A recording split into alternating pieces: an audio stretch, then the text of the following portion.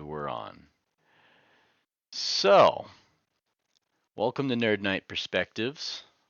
We like to talk about movies, games, books, TV shows, whatever strikes our fancy at the time. And it's just me and my buddy here. I'm Matt, by the way, and my John.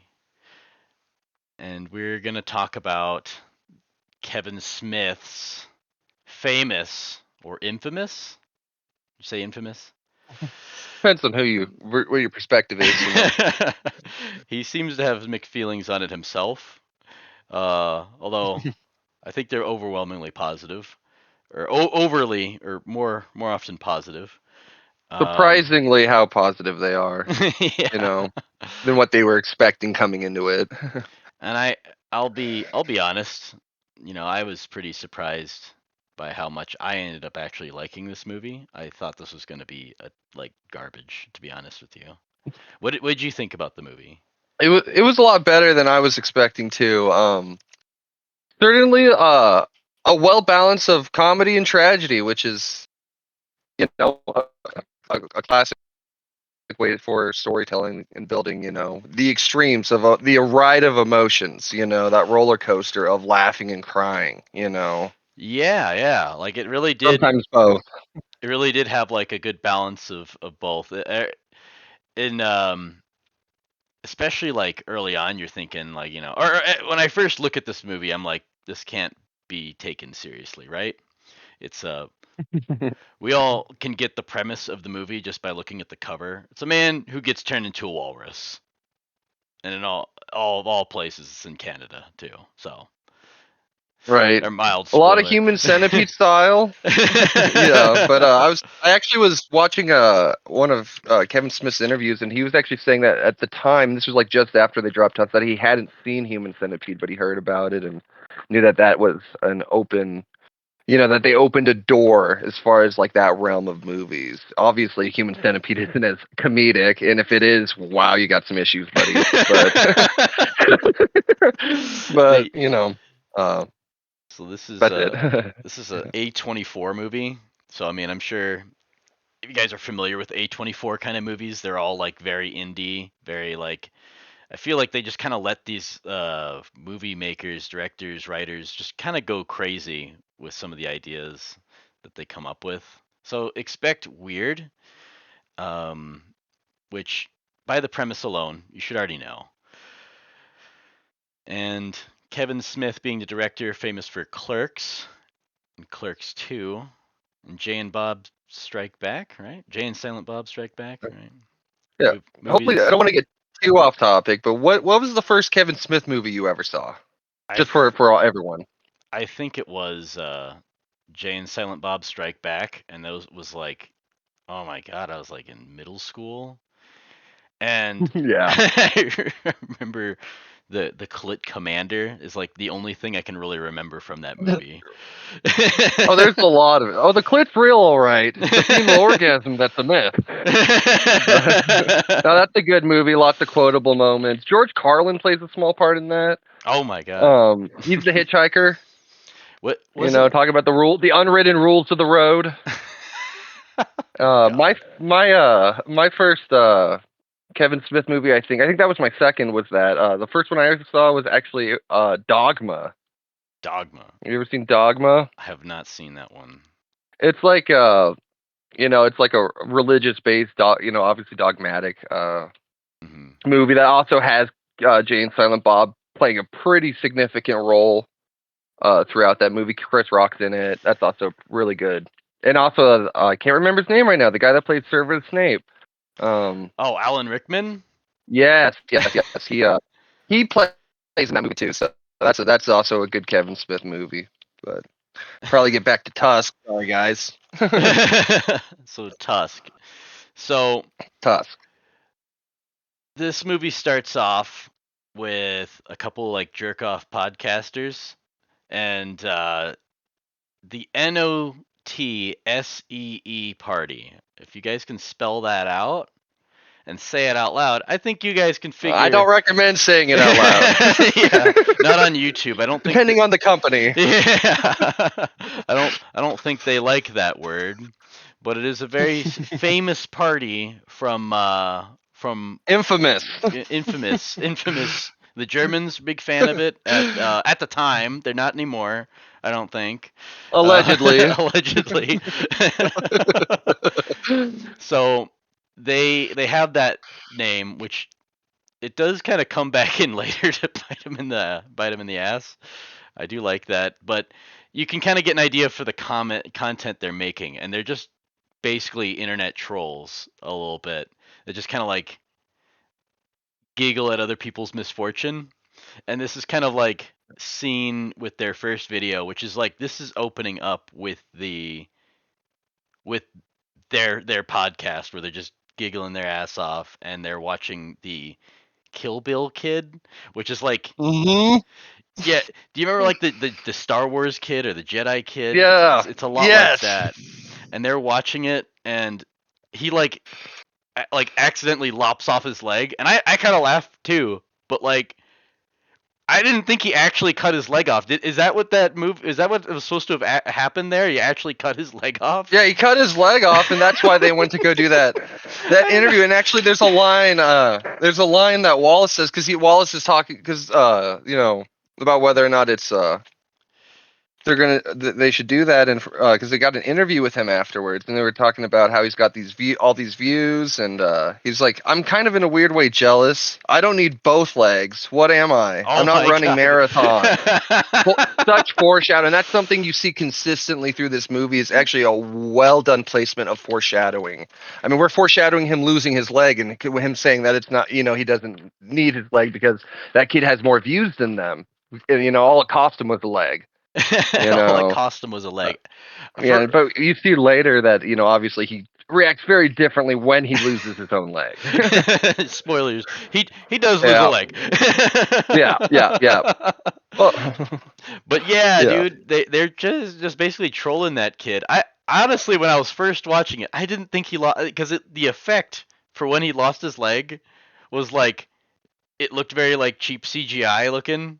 Yeah. I was like a Snapchat filter today, Yeah, and I thought, oh, this kid's pretty funny. Did like a joke on himself cutting through his leg, but he actually loses it, right? So like, yes. So I don't know how he manages to cut his own leg off with his katana. It's like your femur, man.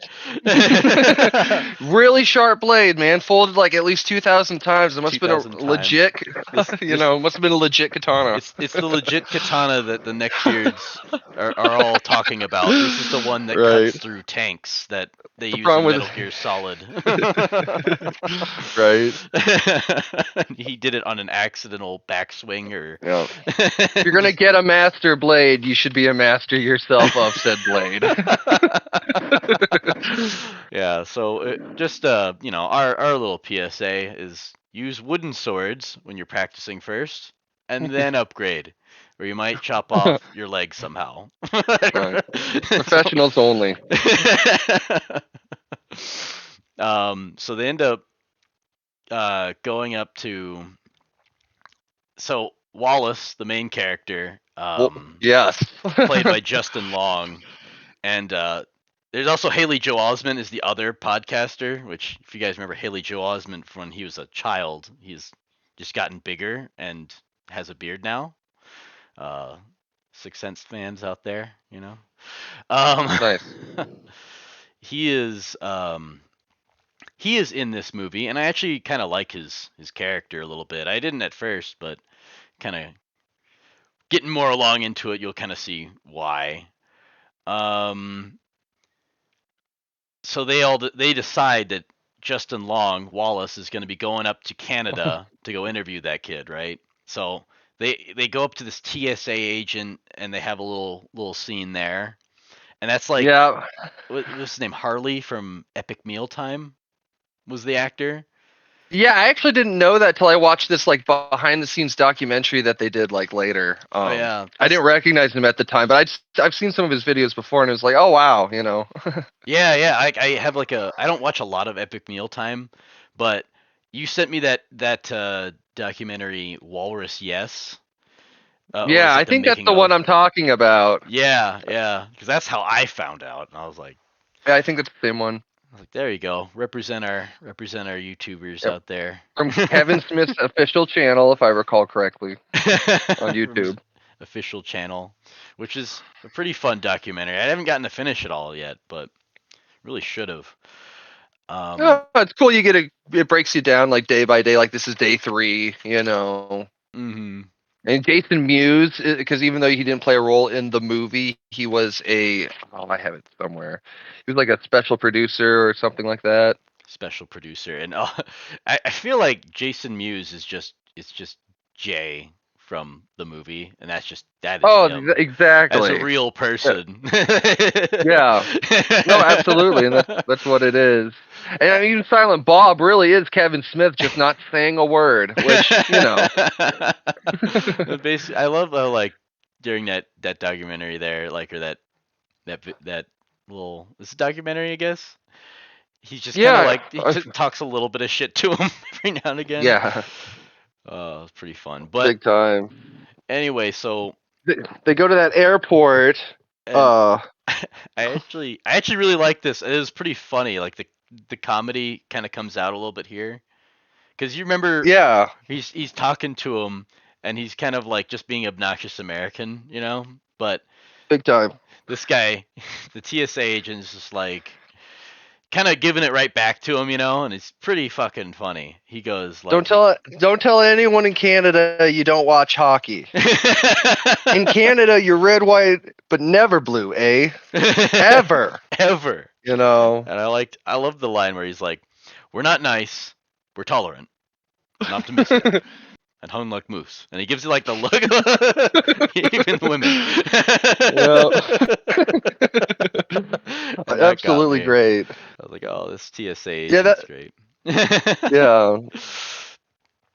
um, Um, don't say Hitler at an airport. Oh yes, I have that one written down too. You don't say Hitler in an airport, especially since he has to bring up his like channel name or his podcast name. Yeah, yeah. That special party we were talking about earlier. Not the Haiti one. Not the Haiti one.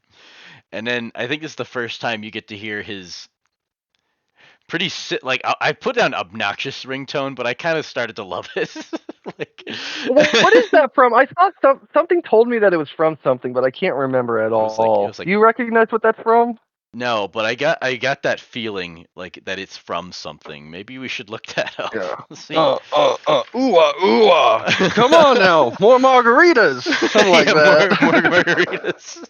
That shit. Every time that thing plays during like a really inappropriate like the wrong time, and I just can't like. It's still like the creepiness of the scene is there, but I can't like help but kind of smile when that shit's Yeah. playing. Ooh, ooh. Someone's looking for Wallace. So then it kind of cuts to that point where they get to the scene where he's at the funeral. Oh yeah, by the way, yeah, so the kid in the video that they're gonna go have an interview with yeah. chops his own leg off, but you know he can't take the fame or Well, infamy it's more like or it's bad. Yeah, it's bad views, and I think that's actually yeah. something that this is about that they show throughout it because they talk about Hmm. how the podcast is and how it feels like grimy. It feels wrong to even go over there and do that interview and about like where they started and where they are now. And now they have all these views, but they're doing, they're not positive views, Yeah. and that's when it goes back to that conversation about him being jealous about that kid cutting off his leg just because he has more views. These aren't positive views. These are people making fun of him. Not a lot of people are. I'm sure there are people feeling sorry for him, but they're usually just laughing at him. You know Yeah. what I mean? That's why it's so popular in the first place. It's like, look at this loser. Yeah. When does the internet ever have something nice to say? Right? Rarely. And so I mean, when you get to the scene, I hear like this really fake crying going on because they're at the funeral for the kid. He kills himself. He commits With his seppuku. own sword. Yeah, with his own sword, Also which known is as also known as Harry Carey. yeah. Seppuku!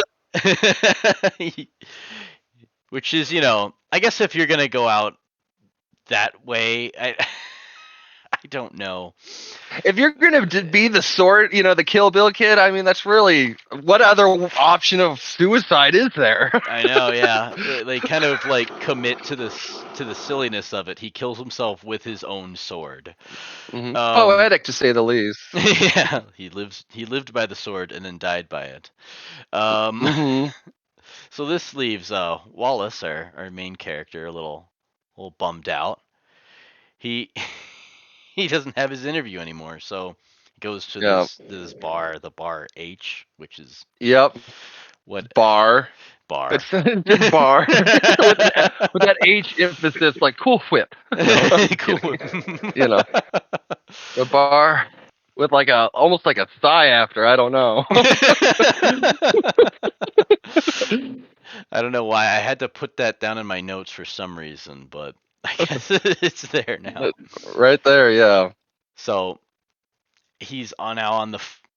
He's ignoring the calls to his girlfriend, right, Allie? I can't remember if he's ignoring them. I think he was talking with one of them about how the podcast was canceled. I don't know if it was his girl or if it was Teddy. Yeah, I think it was. I think he's actually on the phone in the bar and he's talking to Teddy, but then he goes over to go conduct his business in the bathroom, and while he's at the urinal, he sees Can't this. remember. It's like a flyer, Yeah, this flyer that's kind of like tucked but it's away. for like housing. It's like for like accommodating housing for people, Yeah. and I guess that actually was like kind of a popular thing, or at least a common enough thing. Mm-hmm. To try and put your like that corkboard's basically Craigslist, I guess. Yeah, because he was basically like, I need someone to clean. I can't remember if he said cook, but he said like, I need someone to clean and stuff, and I have room and board for you. Yeah, and this is Howard Howe. He left this notice up there, and it is where he's talking about his amazing stories about being or his life out at sea. And Also, a lot of worthy stories, a lot of seaworthy stories, which obviously. absolutely insane stories. Actually, they just keep lumping like on top of each other. Yeah, yeah. Like, I get I don't know if should we talk about like one of those stories, or should we wait? Well, we could get let's get there. Let's get past this part and Okay, then let's just get right okay. into it. Yeah, because those stories are ridiculous. They're pretty insane. Anyway, so he finds out it's at this place, Pippy Hill, in like Bifrost, Canada, and he's at the. He talks to the guy and he's trying to go over there, and the guy's totally all right with him coming over and uh, telling him his stories, and he's in this gas station now, getting his big gulp, his ridiculously sized like gas Right. station drink. And I think this is the part where the clerks, I believe, are Kevin Smith's daughter and Johnny Depp's Johnny Depp's daughter. Yeah, Can't remember their names right now. and this is where you get to Haley's see. one of them. Haley, I think, is Kevin Smith's daughter. I think. I think we'll have to have. Anywho, So you guys can tell us in the comments. yeah, tell us in the comments why we're wrong and how we messed Yeah, up. every time That we're all making this up. So he is just being the. This is where the real stereotypical douchey American really comes out, I think. He's just making like obnoxious comments, and Canadians are just kind of being like the clerks are being like a little bit giving it back to him a little bit, but he is clearly mocking. yeah. They're making fun of his ridiculous mustache. And his accent and his jokes. And his jokes. And they basically kind of tell him where to go. and he's writing down the address there on a notepad, which will come up later. And he heads out over there to Pippy Hill, which is the guy's like manor. The state or something. Yeah, and when he gets there, this is where he gets introduced to Mr. Howard Howe, and Mm-hmm. this is where like the really cool kind of like creepy factor is starting to really kind of slow build from here, because the actor for this who plays Howard, I actually really loved him. What did you think when you got introduced to him?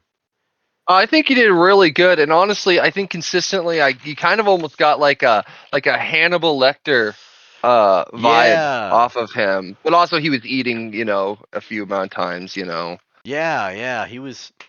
He really did have that kind of like, because he's really charismatic, he's really friendly, and he has just hmm that little bit of, cultured. yeah, cultured is a really good word for it, because he's clearly a man of like some wealth, and he's Yeah, sitting there by this nice fire, and yeah. he's Probably he had some music playing on the record. I know he did in a later scene. hmm and he has he's I don't know, he's got that manner of talking where it's just very calm, very friendly. But he starts telling him the stories and stuff. And he's also, I should note, he's sitting in one of those like automated wheelchairs, so it kind of is Yeah, with saying his legs crossed. with his legs Like every crossed. time. That always I thought that was strange because like that's not something I would expect from a like a paraplegic or something to cross their legs. Why? What's the point? Yeah, it's not for You comfort. know? I mean, Yeah. I guess if you're gonna live like bougie like that, maybe that's like the fashion to cross it, just to like, Right. I want it to, I want to give And that maybe that appearance. goes with the sophisticated look too. Yeah, Is that, yeah. you know, He lifts his own leg up over the other one. He's like, hang on, let me get yeah. this just right. Right. Can't have it crossed in a certain way, so it's not Right. pretentious, but classy. Right. Indeed. Fine line. And it's about 4 millimeters, no, And first thing Justin Long is asking him, or Wallace is asking him, is if he could use the bathroom, because Yeah. he's drinking that whole big gulp That big thing gulp. on the long trip. Like, Yeah, I'm in the middle of nowhere. Didn't want to pull over somewhere and piss. I know. And I kind of like the response is just like smashing, and then it cuts to him using the bathroom. Right? You're like, oh yeah, that's right, smashing. Like no, almost Nigel Thornberry. Smashing. Yeah. So I didn't know that was also yes. I just thought that was a celebratory thing to say, you know. Right? I know it does feel like so I took it that way too. That might be an American thing. Yeah. I'm not sure. I don't Yeah. know if that's coming from like Canadian or like offset, just offset of like British customs that we never kept in America, maybe, or it's just the way they made it Yeah, up. yeah. This is just how Improv line. Canadians just say yes by saying Can, smashing. yeah, a Canadian Nigel Thornberry for sure. Anywho, Anywho, so this is where uh, first real creepy thing happens, and he has the little doll staring at you. ah, yes, that is ominous. It's You ominous, know, and he I don't does. like dolls. I don't I like don't like dolls. this, particularly that one too. Was like Yeah, super that was like extra. Well, it's old school. it's Those old school. old dolls, they have history to them, and likely the original owner, that little girl or whatever's dead, And so, for real though, there's like something about like an old toy or an old doll that, especially things that are meant to look like people, Yeah, like yeah, specifically, I think it make it extra eerie, ominous, and yeah. the like. And he does what the rational person would do is turn it around while he's eating. Yeah, So it's not staring right indeed, at him. Like, it looks like it's right. staring into his soul, you know? Or Like, maybe just his penis. just his penis. Just, you know what they say about the penis? It's the window to the soul. um, and it does kind of settle in that little bit of the creep factor, but this is the he starts offering the tea, and we all know Mm-hmm. as the creepiness is coming in Yeah. is the tea. They Bill Cosby the tea, guys. They Bill Cosby the tea. He did. I'm not Wallace. Howard Howe. Howard Howe. How? How did Howard Howe? And anyway, so he's giving him when he gets back, he's now talking about the story, and I actually really like this line where he talks about this bottle that he got, and I think it was from Ernest Hemingway, is what he said. And Yes, he did. He had a whole Ernest Hemingway story. About him. You want to tell the story or? yeah, like so Justin Long apparently catches on, which I didn't really get this from his character when I first get introduced, that he's also a big Hemingway fan. He catches that he Right. said a quote from Hemingway, Yeah, and he's like, that was surprising. yeah, Well, because of his material from the podcast, this would also show that he's also somewhat cultured. At least in some way. in some way. And he catches that, and he's like, oh yeah, he said that to me. And I was like, and he's like, tells him this story, and he brings up about this bottle that he kept as a keepsake. And I kind of Mhm. really liked when he's like, wow, this is amazing. This is a really unique little artifact from history or whatever. And he goes, well, it's just a bottle, but when paired with a story, it becomes a drawbridge to history. And I thought that was a really cool line. Oh yeah, I momentums, tokens, just remnants of the past. yeah, a drawbridge to history. I loved that where it's like, Beautiful. yeah. You don't really expect that from a movie. Um, that's about a man being turned into a walrus is like some Yeah. really unique lines, and that was actually I really liked that. Yeah. The story though, the Ernest Hemingway story, Mhm. like they were on D-Day, Yeah, which and yeah, but he wasn't allowed to go on the beach, and what was the original name? Operation Neptune. yes, Operation Neptune. That's what it was. He's like, this is Mm-hmm. before D-Day. It's back when it was Operation Neptune. Yeah, and he couldn't go, and so Ernest Hemingway was looking for someone to oblige him with spirits. I can't remember what kind it was, but Yeah, and he was allegedly the one to give Ernest Hemingway to share his alcohol with him. With yeah. and then there was a line in there, that was like a because they were talking about how Ernest Hemingway wanted Oh, to was always about a big game, hang and on one he's like second. Can you say that again? You okay. kind of like cut out really weird for some reason. Oh, yeesh. Okay. Well, it's like I'm talking about how even though Ernest wasn't allowed to go, he really wanted to because he wanted, it was about a big game. And he's like, and there was nothing bigger or deadlier than a Nazi, except perhaps a Nazi's nagging wife. His wife. His wife. Sorry, I had to.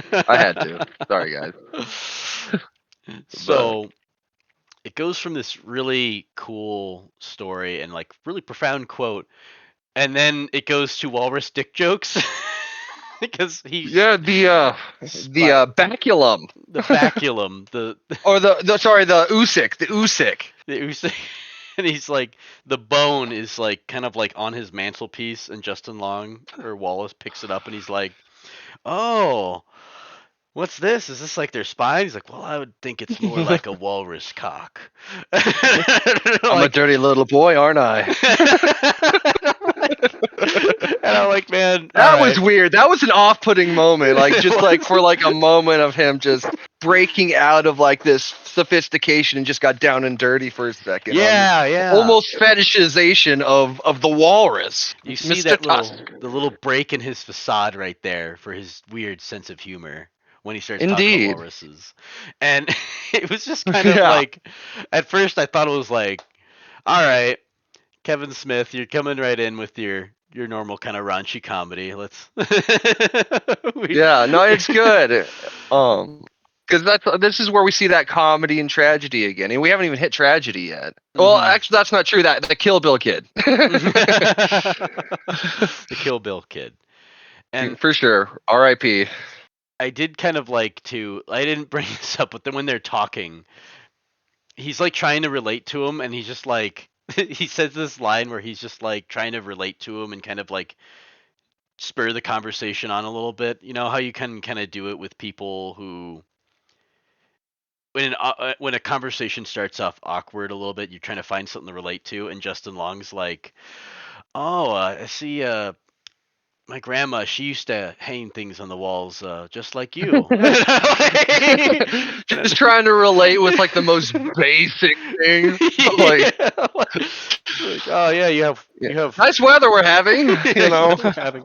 Oh, I noticed. Yeah, my grandma, she also hung things on walls. Like, Right? no kidding.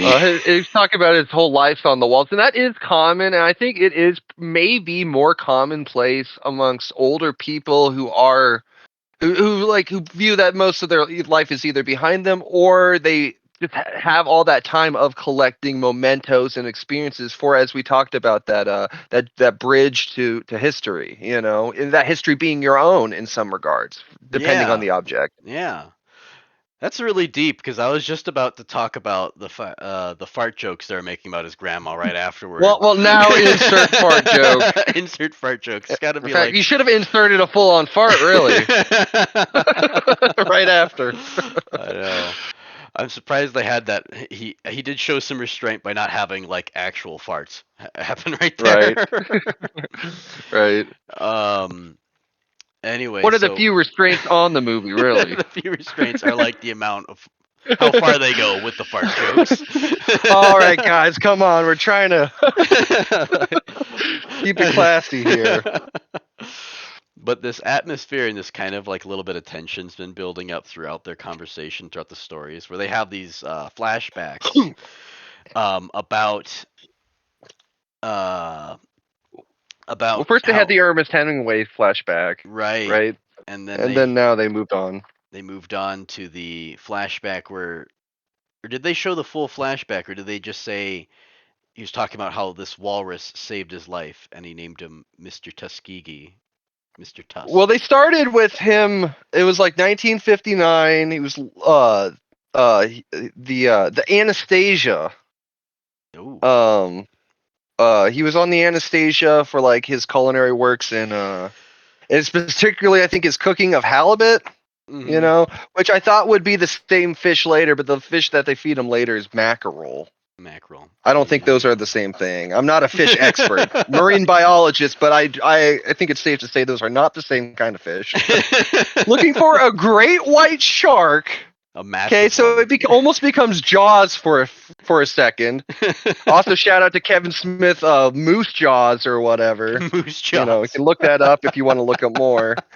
But looking for a great white shark, so it's almost a Jaws tale for a second, and then it becomes a Titanic story where it hits an iceberg while they're looking for this great white shark that's like 25 feet long or something, Mm-hmm. and lost in the Black Sea, and then and that is when he ends up ashore and saved by who he calls Mr. Tusk, off of Mr. like you said, Mr. Tuskegee. Which Yeah. Mr. Tuskegee, I only think of the syphilis experiment. Yeah, that's all I can think about either. Like, So I wonder if that was kind of what they were going with. If they're playing any word off of Tusk, what other word is there but Tuskegee?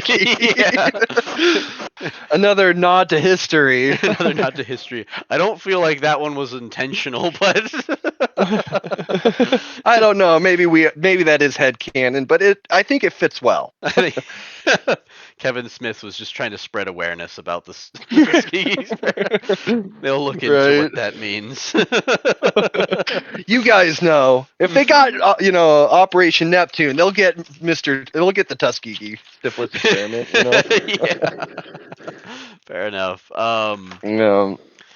And he talks about how noble creatures walruses are, and he named him after the only good person, like truly good person he ever met, was Mr. Tuskegee, who was a janitor. Was that at school or no? It was at the orphanage. Was it at the orphanage? At the orphanage, I think. Yeah. Do you want to go into his orphan story? Oh my gosh, we should We'll have to get into that. Let's get into that one later when Okay, it comes okay, up, because okay, okay. that is a whole can of worms right there. Yeah. So back to him so he finds Mr. Tusk, right? And Mr. Tusk like takes him in under his blubber. Under his blubber, under his Is it blubber? I think it's blubber. wibbly flap, his flipper. Yeah. uh, And then this is where it gets to our first cut, because when this happens to Justin Long, when Justin Long's getting this part of the story, he goes, the Cosby sets in, so he's starting to feel funny, and he when just that Cosby hit different in Canada, eh? in Canada, and he just flops on the floor like he. Like collapses like someone who took a big old salvia rip or something, Yeah, just collapses to the just ground. down. I was amazed he didn't hit his head on the table on his way down, just by the way he fell. Um, and then he says, what was it? Howard says like, "Oh, rest up, Mr. Tusk," or something like that. Yeah. Yeah, that's the first time he calls him Mr. Tusk, and that foreshadows again, Hmm. all that going. And we were talking foreshadow earlier, with the Wallace, I think we know at this point where this is heading. You Yeah, know? the foreshadowing of Wallace in a Wallace. Wallace, and Wallace. his very iconic little mustache he's got going on Yeah. there, that I think. Accompanying walrus mustache. Walrus in the Carpenter style. And this is one of the first flashbacks we have of that's not being told like through a story. It's just an actual flashback. Was there anything that we missed talking about before this? Do you have anything on your notes? I don't think so. I think we're pretty up to it, except for his orphan story. His orphan story. We'll have to. Yeah. Oh my goodness. We'll have to get to that. Oh We'll wait, get to that's that in a right. little bit. The orphan story. I keep thinking that's in that scene. I forgot. It's That's actually in a later scene, it's isn't in a it? later scene, yeah, where Ah, he okay. really Sorry, that's my elaborates. bad. That's And my bad. Well, it's because of the list of stories. I kind of merged them in my head. mm, My bad. no, So it's all good. so I guess we'll go to him waking up, and doesn't he have like a dream or a flashback, a memory flashback? Yeah, he's having a flashback with his like super pretty girlfriend. Like, she's very hot. Oh yeah, And big time. this Who is is that actress? Do you know? oh my god. I did just a minute ago. Let me pull it up. But this is like the first time I actually hear Wallace's name. I didn't know who he was before. Like, I just knew this is Justin Long throughout the movie. Yeah. Um, is Genesis Rodriguez, and she is super pretty, and she does like a Smoking. great job in this and throughout this movie. Actually, this isn't like her peak scene either, but like, she's kind of talking about how he's changed, getting his success, because I guess he wasn't always like kind of the internet trolley guy. He was like really sensitive fella Yeah, beforehand. did Star Wars puns and cried watching Winnie the Pooh. I think in a later cutscene, she's like, I haven't seen you cry to Winnie the Pooh lately." Go like a second time. It was just funny. She's just hung up on not crying to Winnie the Pooh. She really liked that one. Women. Yeah, well, it was his inner child coming out. Yeah, yeah. Just his innocence for there, and it's kind of like Yeah. there's this little transformation that happened to him throughout his success being a podcaster. So he was like trying to be like a stand-up comedian before, and he's now obviously succeeded at being a podcaster, more of a internet trolley podcaster. So a lot of his jokes are being spirited now, but he's kind of Yeah, they're relishing in pointing that. at people or at things. Yeah, yeah. And so then to segue into the next scene, getting out of the flashback, it's like it's him moaning, like sexually moaning, because she's Because that's right. Because she stopped him from achieving orgasm so she could like bribe him or persuade him to take her with him to Canada or to not go to Canada at all, to not mess with this kid, Oh my the God. Kill Bill kid, who ends up killing himself, maybe because he knew that this was just going to get worse with this interview and stuff. Yeah, and And there's no coming back from it. well, thanks for taking that one because I was not sure how I was going to explain how they do a cut like a kind of like a scene change through a blowjob. Right. And then she finally gives him that blowjob, I believe, and and then which still doesn't satisfy him, because that's the problem with like their relation. Not only are they kind of breaking apart from them, he's intentionally not wanting her there, not because of his excuse about Teddy saying that he's not as funny doing that or whatever, but just so he can get like Yeah. bang other chicks. And he even says, I think he says they're not like that hot or whatever, but they're like, like slammable. I can't remember what he actually said, but and the girl that he's with is like, as we have made very clear, very attractive. Yeah. Too attractive for Wallace, Too not the actor. For a Not man, the actor, but but Wallace as a character, as the a person. character, that sleazy kind of person, and the Yeah, mustache, man. That mustache is something. I don't know who'd want to kiss that, but he wears it well though, and pridefully. I think even when they were making the movie, Kevin Smith made a comment about how much. I keep forgetting the actor's name. What's his name again? Justin Long. Justin Long. Yeah, how much he owned the mustache, and he did. No one's worn a mustache like that since Burt Reynolds or something. Right. With that much pride. Right. Steve Harvey, maybe. Steve Harvey, maybe. I think he's after Burt Reynolds, right? You can send the hate in the comments yet again. That's where it goes. So anyway, as he's doing kind of like his little moans and stuff, transitions to him in the chair coming out of his drugged stupor.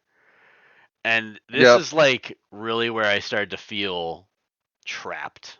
This is what Justin Long must, Wallace must be feeling. He's feeling trapped, and no escape. I am like, he has like old Howard there talking to him about how he had passed out because of a spider bite. And what spider? I thought he said a brown recluse. It's a brown recluse, also known as the hobo spider. Hobo spider. I think you call it. It's what they say in that. Yeah, bit you right on the leg, and then it scurried off. And this is where he's getting like, he's starting to lose a little bit of the Hannibal Lecter, and he's starting to get almost like this little childlike kind of giddiness in his performance, and it's really creepy. It's almost disturbing, like seeing that almost child giddiness in a mature, older, cultured male, that kind of, and it was an instant switch, it's almost bipolar, it's almost schizophrenic, you know what I mean? So it's that on-off switch that is so unsettling. It's chaotic, and you don't know what's next. Is this going to be Dr. Jekyll or Mr. Hyde? You know what I mean? Yeah, and it's like, it's all because now he has Wallace where he wants him, and he's spinning this little lie about how a doctor had to, like, unfortunately amputate his leg at the knee, and that's when he pulls off his Justin gets the size of an elephant. Yeah, how big? A really fat one. A really fat elephant. That's what he compares his leg to. The elephant foot. Which you shouldn't have to lop off a limb for a brown recluse bite. Yeah, I can't remember. I was watching something, and it was saying that that's not how a brown recluse, how you react to a brown recluse bite, which adds to the silliness of it. Yeah. I was watching this other thing where they were talking about how I can't remember who it was that was off scene, but he was laughing at some parts, and so they ended up telling him to make him laugh harder. And it was about the spider scene, and about how ridiculous and silly that whole excuse was, that no one would believe it. And that just adds, again, to the comedy and tragedy of, he doesn't even have a decent excuse. This intelligent, sophisticated man can't come up with a better excuse than a spider bit you. Yeah. So we cut off your leg, and The doctor took away all the phones. All the phones. All the phones, and the doctor will not be here because he's got to do his rounds in the middle of nowhere. Oh, I've been to the middle of nowhere, and I can't remember what he said. Yeah, but he Justin's obviously not buying it. Wallace isn't buying this because it's like it's insane. Yeah, maybe so, but it's true. And then he gives him that shitty smile, aren't I a stinker? Yeah, yes, he is like, and it's like it doesn't matter. It's like he knows he's got him. It doesn't matter if Wallace believes him or not. He's so drugged and he's crippled now. He's crippled, and has no phone access, or at least so he thought. Mm-hmm. Right? Yeah. He's got no access. He can't go to the hospital. He's telling him, "Oh no, hospitals are full of diseases. You don't want to go there." But it wouldn't matter anyway. Wallace can't escape now, and you get that kind of feeling of like the creepiness really starts to ramp up here. The doors are locked. And he's like trying to like give him his little big chug is how he's been drinking, giving him his water. Yep. That's right. He refilled the big gulp. The big gulp, yeah, where he's drugged him, I think, again from that. Yes. Yeah, but probably more drugs, hence the big gulp. Mm-hmm. And then it cuts away, and this isn't a flashback. This is like where the cutaway to his girlfriend Allie with a arm, kind of comforting her, like someone's like kind of comforting her, and she's venting. And this is where like I really really kind of struck me that she's like doing a really great performance, because and actually this is where Kevin Smith did a really good job too, and his cinematography with it. He's like zoomed in on this like this very good close up where it's just her venting to whoever before you see the hand. Yeah. Before you see the hand, so it's just her venting. You're like, who's she venting to? Yeah. And that like she's talking about how much like Wallace is just being kind of a jerk, like, yeah, because she's very much aware of why he didn't want to take her on this trip with him. He knows he's messing around. And then you kind of realize now she's kind of like trying to find comfort in someone else that she can't get from him, and why she's still with him, and why she's kind of hating herself for it. It's like, and then you see the hand come in to kind of like comfort her, and immediately I kind of was like, oh, this is Teddy, this is Haley Joel Osment here. Yeah. And absolutely. And this goes back to the tragedy again. We keep going through this roller coaster of laughing about the ridiculous spider shit, and then feeling that kind of tragedy of as even while this is going on, he just lost his leg, and little does he know his whole life at home is falling apart, and maybe has been for a while. Mm-hmm. Yeah, and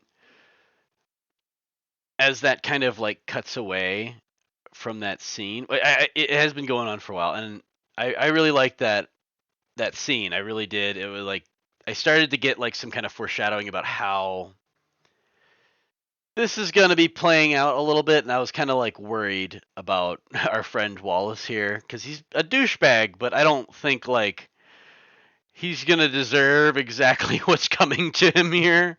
You could say he deserved to get cheated on for sure, but like the leg thing, the abduction, the drugs, and then what later becomes, isn't something you should wish on anybody. Like, Right. So then like even this douche lord, yeah, even this guy.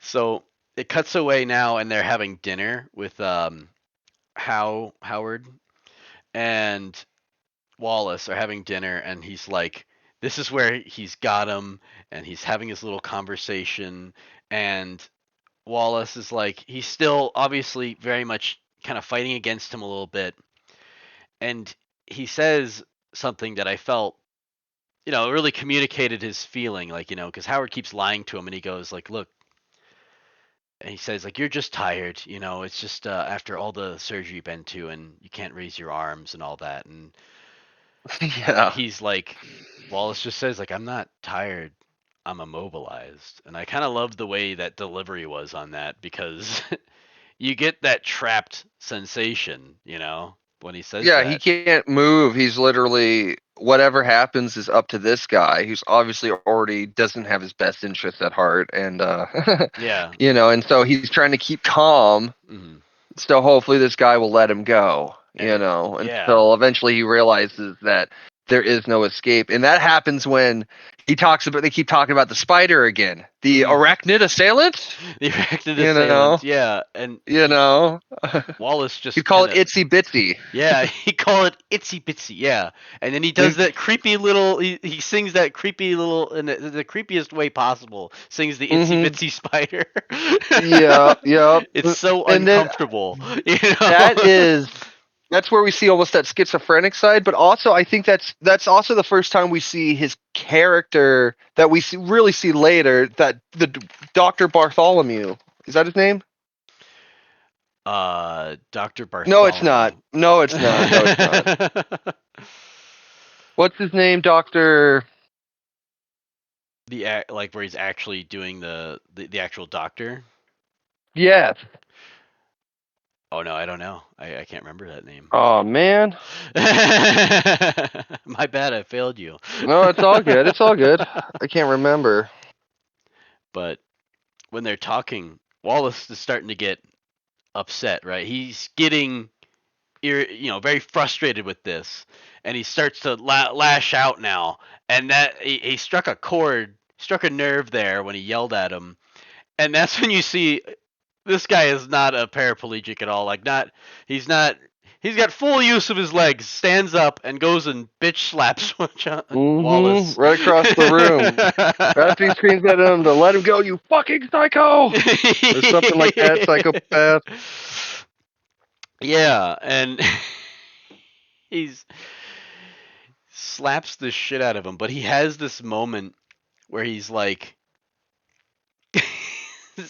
this is one of my favorite lines from the movie now, where he's having the talk about the walrus, and basically how he's going to turn him into one, and that he will be a walrus and nothing else. And he says, Yep. I You we Yeah, have you will be a walrus or you will be nothing at all. yeah.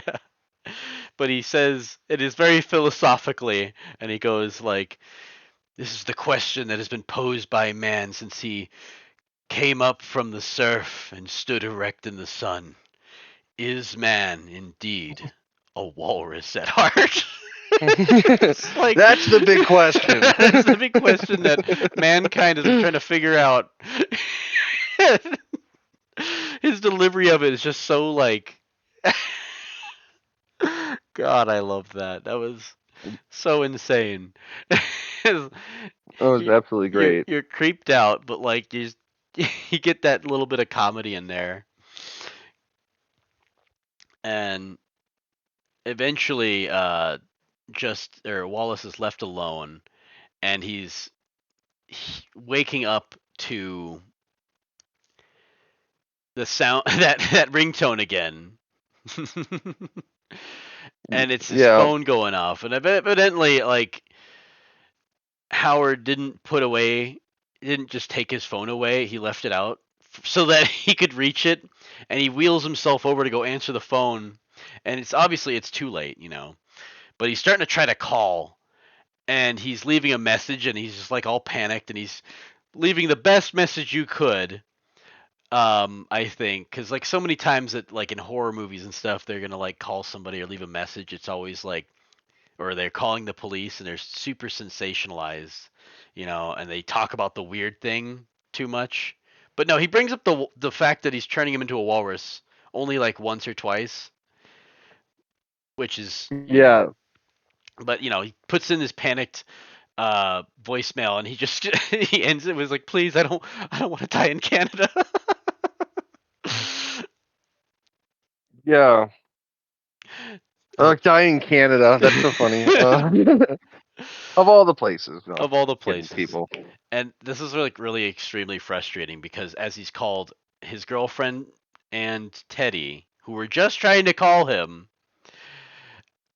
you cut to them where they're at right now, and she just put her phone on the charger in the bathroom and left it there. They both left their phones in the bathroom, and you're Yep. just seeing the phone go off.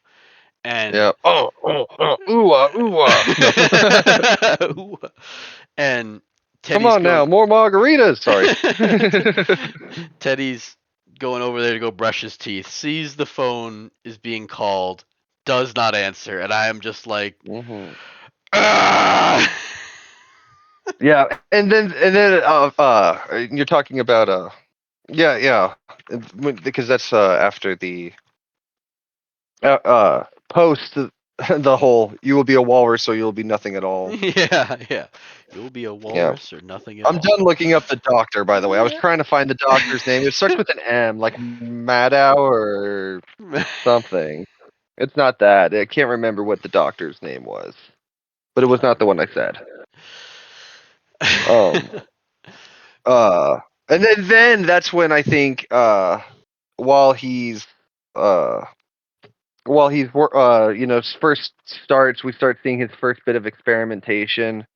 Yeah, because he catches him with the phone and he goes like, "You've been naughty," or and Right. he takes his phone away, and then cut to black or whatever, and he's now showing Howard doing his insane surgery.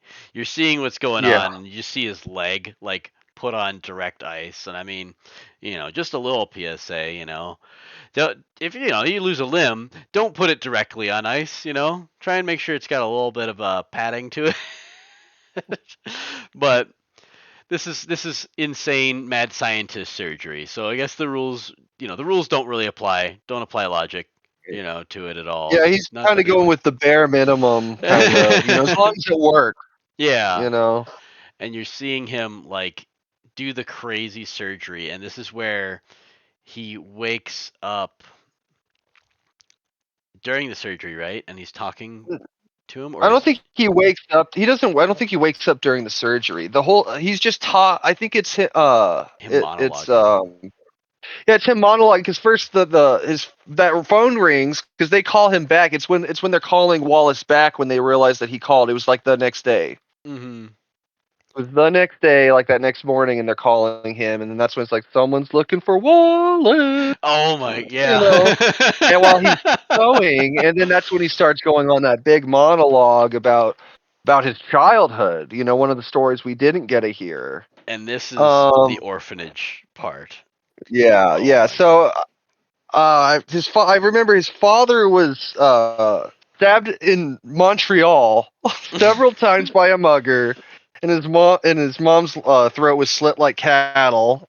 Oh, And then so he went to this orphanage that was ran by a church. But the church, I can't remember. I think it was for not tax purposes, but it was for some kind of financial beneficiaries. Uh, Turned the orphanage into an insane asylum, and so all the orphans there were automatically considered like mentally ill patients. But then obviously it's sad, really, because like for 5 years he was like beaten, tortured, and raped, and allegedly by priests, politicians, even nurses, nuns, and the night watchman. the night watchman. So, yeah, the night's watch for the night's watch. Sorry, that's so bad, but Not the same. that's terrible. But it's true. What goes back to this tragedy, Hmm. And the years of rape that he had in that Yeah. orphanage, which were pretty insane, giving a very bleak outlook on humanity. And Yeah. A product of tragedy himself, you yeah, know? yeah, yeah, exactly. And then they finally get to where he gets fully transformed into the walrus now, as you're seeing like the little Mm-hmm. blueprints and stuff. And man, did they do some wild looking stuff for this design of the transformed walrus, because it's just he's this fleshy little ball sack, like all stitched up. Yeah, blobby balls. They can even keep his face in the same place if you like they pan over his body and you can see where they put his face on Huh. this on his flank, and it is weird. Yeah, and to go with the ball sack thing, that his head retracts in like Yeah, like an yeah. uncircumcised penis. And he can't speak at all. He's got the tusks and everything. And he's just like Wallace is just like screaming and yelling, and he's like making these and all while Howard is making these really strange little walrus noises himself, you know. Yeah. Oh my god. And he can only scream. It's kind of funny in a weird fucked up way listening to this. And oh my god. Well, it goes back to because before he even like just before like during that original halfway transformation scene, I know going back a little, but um he during that monologue he talks about um A boot. about how savage man is, and that's why while he's Yeah. stitching him, he's like, man is a savage animal, Mr. Brighton. Oh. Better to be a walrus. And I thought that line was powerful because that was his whole outlook, his whole inspiration was Mhm. that it's it almost reminds me of the bongo bongo bongo. I don't want to leave the Congo. You might know Yeah. that from like Yeah. Fallout, but Yeah. From obviously like Fallout. old music. Mhm. That idea of going back to civilization. Mhm. And why would they swim and they fish, but that's what I do all year round, right? Yeah. And that's Yeah. not unlike living as a walrus. He had Yeah. It's everything he simple. needed, and he does that whole. It might have been later when he does the speech about how with all the banality of a breakfast cereal, man's world, Yeah. just this, why did I leaving paradise? That was his safe place, and for someone who's like extremely mentally ill, that isolation might be because the only thing that he could relate to or that would relate to him aside from maybe Ernest Hemingway, just kidding. Is an animal, Mhm. and in this case it just happens to be a walrus. Mhm. And Sorry, back to the actual suit and the actual accompanying, suit. with accompanying retracting foreskin or Yeah. whatever. Oh my god. Yeah, the way his head just pops in and out of the suit. Yeah. And it does not look comfortable. Like I guess he even puts like his fingers and toenails like that you can see them on the ends of his flippers, which I don't even understand how that works. Well, it might be coming from other body parts. Yeah, I was kind of Because I mean, wondering the that whole too. skin suit is like got faces on it, like obviously Yeah, the whole thing, and it's even the too rib cage. Like big. how big? Uh, me and my friends were when we were watching it together. We were kind of questioning about how they made the front so big for him and stuff, and how that would even work. And I was talking, and I assumed it was going to be like put like extra rib cages out Yeah, or something. You know what I yeah. mean? Obviously, that's not how they did making it in the movie, but like how they, Yeah, Kevin Smith how you would took real imagine. people. Yeah, if Kevin Smith did that with real people, I would imagine that would have been like an extra rib cage or two in the chest, Yeah, yeah, on the because chest or whatever. the proportions of it, yeah, were not enough for just Wallace's body. I feel like Mm-hmm. it would have had to have been more people. You're right. I agree. Yeah. And this must be going over like a period of time of weeks, because this is where we also kind of show what Teddy and Allie are doing as they're, now completely freaked out. They're on the phone. They're trying to get a hold of the police, and they're like, "Oh, we're from this YouTube channel, the Nazi Party," and they like And they immediately hang click. up. This Right. podcast. Oh my god. And like, okay, that makes sense. And they travel up to Canada and they find this detective who is just like the Oh, So French Canadian. So stereotypically Canadian, He even uses French the Canadian, words. He's like, yeah. "Don't you think your friend might be doing some, American shenanigans or monkey shines?" Right. I remember him specifically saying the word monkey shines. I'd never Yeah, heard and he's that like, before in my life. yeah, I still have never ever heard it besides that movie. That guy actually had some interesting lines. The BM and the PM's coffee. There's some takes I saw too. He had a few lines. There was a few different lines that he did, and they ended up going with the BM and the PM's coffee. You don't BM in the PM's coffee. Oh my goodness. And it finally gets him to go to this other detective. Ex-cop, I think. Ex-cop. Yeah, he's like a private Former eye now. homicide detective, investigator, dude. And you're introduced to him, and oh my god. Where to even start with this one? For those of you that don't know, and I didn't actually know until after watching it the first time when we were looking up some of the stuff. That's Johnny Depp. That was Johnny. It's such a good as Guy Lapointe, I think. I think was the name. And fantastic job. Didn't recognize him. I think the nose, the mustache, but yet the character was just, I don't know. It was something else. I did not love Johnny Depp in this movie. And I was so surprised. I did not know that was him until like after the movie, and I was looking up the cast, and I was like, "What the fuck? Oh my god!" It's not like a love thing. It's just more like impressed because I mean, we've grown up with Johnny Depp. I think my first Johnny Depp thing I ever saw was Sleepy Hollow when I was like 7 years old. Oh my god! Like, yep. Johnny Depp's been throughout my whole life, and yet I did not recognize him. And he had like 20, 30 minutes in that movie. He did. And they were pretty long, like almost monologue things because I don't know if you knew this or not, the how they got Johnny Depp on that show, on that movie. I did hear it, but you should. Okay. You should tell me. I'll take over. I will tell you and our lovely audience. So Johnny Depp and Kevin Smith, their daughters went to school together, and those are the same daughters that played the clerks at that store, right? Mm-hmm. Where he got that big gulp. Right. And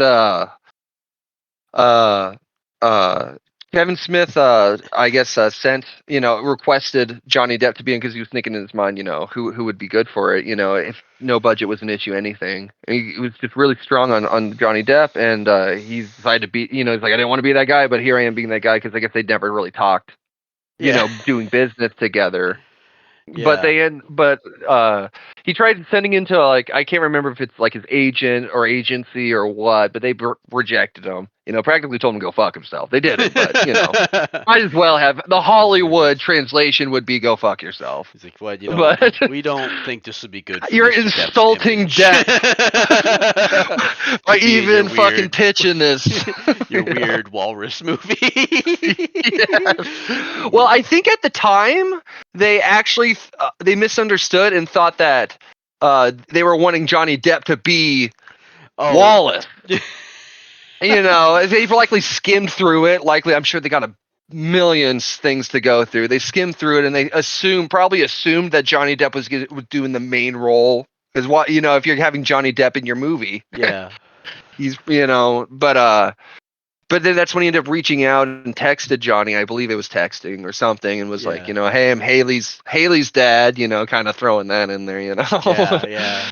And Johnny actually was into it, and I think part of it's because he doesn't really get things like that much, is what Kevin Smith was saying, and I'm sure that's true because once you get such a big star, it's harder between both the agency and then just the people pitching, whether or not they think that Johnny Depp would even look at it, know.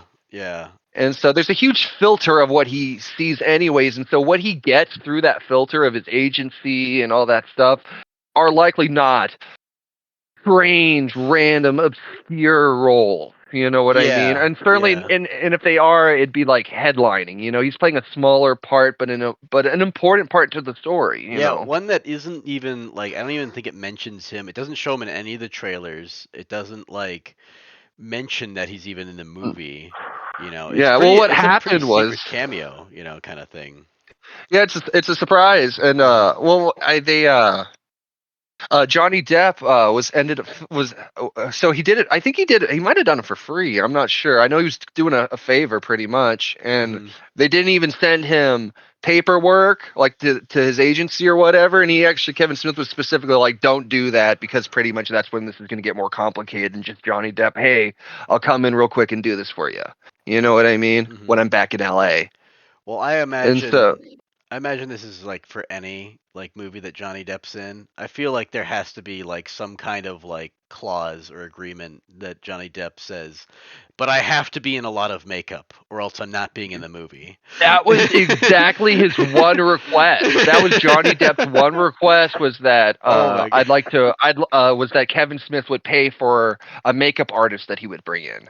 Oh my And god. that's Yeah. when they brought that in, and that's when they gave him that like an extension on his nose.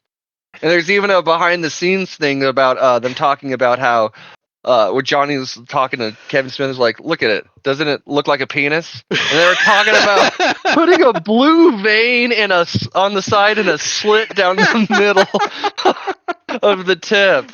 And I don't, and he was talking about having a dick on your nose, and Kevin's just like, you want to put a dick on your nose? If there's any film that you need to have a dick on your nose, it's Tusk, dude. Like, it's this fucking film right here. So we got Johnny Depp with like a totally not looking like Johnny Depp, in my opinion, which I think even like it's like not his outstanding performance, but it shows what a range of an actor he can play. Yeah, yeah. And it always has to be. You think about every movie that Johnny Depp is in, he always has a bunch of makeup on. But this one was truly like cuz you don't know it's him. It just wouldn't so I you're didn't not know the first time watching it. No. yeah. But I thought it was pretty great. It was pretty funny. He is also. I did not find all his jokes super funny though. Well, This is kind of the bummer for me because like I didn't find Johnny Depp's comedy really landed as well. The lines they kind of gave him because he's very slow and he's drawing everything out and he's kind of like he's that I detective that's feel not reading the room here. You know, like right. it's funnier in like kind of Um. hindsight. When you look at it, like he Yeah. No. Absolutely. He's kind of offensively, stereotyped. yeah, he But is. that's just the caricature that was requested. They're Hmm. just going with kind of a drunk French Canadian, ex cop, clearly failed to catch this guy despite how long he's been looking for the Yeah, serial he's killer. he's dedicated his life to this too. Like he's gone through how many marriages? He said like. Oh yeah, I can't remember, but that's when they have the joke about when they were talking about this potential serial killer, Mhm. about him Yeah, because being Howard's they been call him busy. the first wife. They call him the first wife because they asked him if the dude like rapes his victims or whatever. Yeah, And he's like, no, no, no. They call him the first wife. yeah, because he Um, does not I let have you. it somewhere. He doesn't let you talk. She doesn't let you leave, and she doesn't fuck you. Yep, yep, yeah. And So he's gone through a few marriages himself. so, You know. and as you can imagine, when he tells that joke, they're just like Teddy and Allie are just like, "What the fuck?" Like, this isn't exactly a relief, you know? No. Because you definitely feel like there was going to be some sexual aspect to it, but Johnny Depp's character definitely shut that shit down. And I kind of take a little bit of a relief from that myself. I'm like, good. I didn't really want to know about him diddling the walrus, man. You know. No. Right. you know. It makes me wonder though if they gave him the baculum though, like or the bone. Yeah, I couldn't help but think that too. You know? Did they put a baculum on him? Yeah. Because if so, maybe his girl will take him back. No. Full translation and everything. So anyway, he kind of goes into this flashback, and it's a really drawn out flashback. It's really slow, and it's like where Johnny Depp's character is talking about the detective's talking about when he believes that he met the killer. Oh. And this is while he's mashing down a Gimli slider. Are you supposed to smash sliders? Like the hamburgers? I did not. I've never done that before. I've never seen that before. That might just be exclusive to that character. You smashed it. I'm like, are you supposed to do that? Is that how you're supposed to eat those? Pretty much. One and the same thing. It was he very naturally did it, like.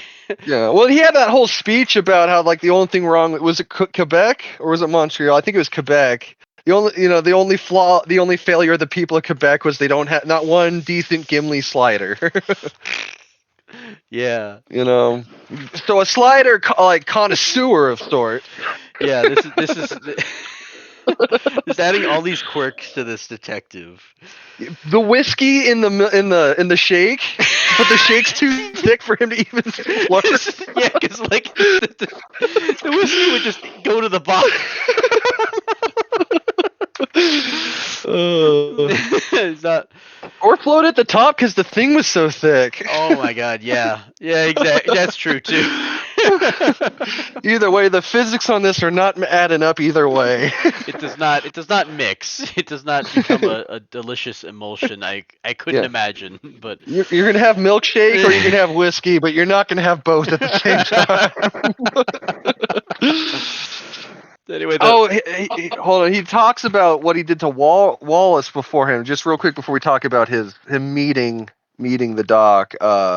He cuts out the tongues, which I didn't realize that at first. That's actually horrible. Mm-hmm. Like that's actually a big fear of mine is to have your tongue cut off. It explains so much about why Wallace was just screaming down in that little. Yeah. What would you call it? Enclosure? Dungeon? Yeah, an enclosure, I guess. The water dungeon. Yeah, because he's just got looks like a Pokemon, rock. Like Misty's Pokemon gym, yeah, if they turned off all the lights. I'd love to see that in like the next like Pokemon game, like the remake. It just has like a little creepy old guy in the back on the side. He doesn't only plays Walrein. But the butchers them, obviously cuts off his limbs, and the tooth. The tooth was the big one that gave him the hint, and that's when you know that this detective, as weird, strange, and obscure as he is, he's not completely crazy himself. The detective, because they talked about how the teeth are missing in the front. Yeah, and like holes. There's holes, and most detectives think it's like meat hook holes, which honestly would make more sense with most homicide cases, right? Yeah, and he's the only one that really puts together that because they had that little bit of shin bone in there. Yeah, that he pretty tibia. much. Yep, they're very good. God, yeah. And that's what puts together the whole wall. He already got the walrus like thing put together. He's just missing the gotcha. Yeah, he's got the tibia bones put in as tusks. Yeah. Oh my god. Oh. Which is a disturbing idea, but also kind of oddly creative. Now I want you to tell us about his meeting with the doctor, but I have the doctor's name written down, and I actually was half right. His name is Dr. Bartholomew Mosier. Okay. Mosier, Bartholomew Mosier. So it is the Dr. Bartholomew Mosier in the movie. Yeah. So you're pretty close. I said Bartholomew, but I thought that was, I don't know. I thought that was wrong because I knew it started with an M, but that's the first name, so we're good. So when he talks about meeting him for the first time, when he talks about meeting him, and he is talking to him, and Howard is putting on this accent and this character. He's acting right now and Well, pretending to is be. he, or is he both of them? I'm wondering if he's like just crazy schizophrenic and he's truly living like these two lives, almost like a Well, launch I wouldn't say in he's Dragon Ball. You know, schizophrenic. I you just don't think say, so? well, Like when no. he changes, he almost changes personality and Well, I who would he say is. that's more like a multiple personalities kind of thing. But I definitely think he's acting here because he's just like you have a little bit of him slip up at the end of the encounter of the conversation. But Yeah. I think what you're thinking of is like a multiple personalities thing. Schizophrenia is just where you hallucinate and you have weird delusions about things. Well, I guess I was thinking more like paranoid schizophrenia. No, because that No, usually has like kind of like a voices in the head, you know, kind of thing. you have the voices But in the head. I guess it would be more like multiple personality disorder. I think you're right. But Yeah. honestly, I wouldn't be surprised if he's also paranoid schizophrenic. Let's be real. You kind of There's probably have to some be. comorbidity going on. I don't know how you could even classify this into the DSM-5 of what this guy is. Right? Uh, he's he's doing this character and he does this really like yokely kind of like voice to Bumpkin. A country bumpkin, you bumpkin know? for sure. And he's trying to sound as dumb as possible and he's trying to get him to like get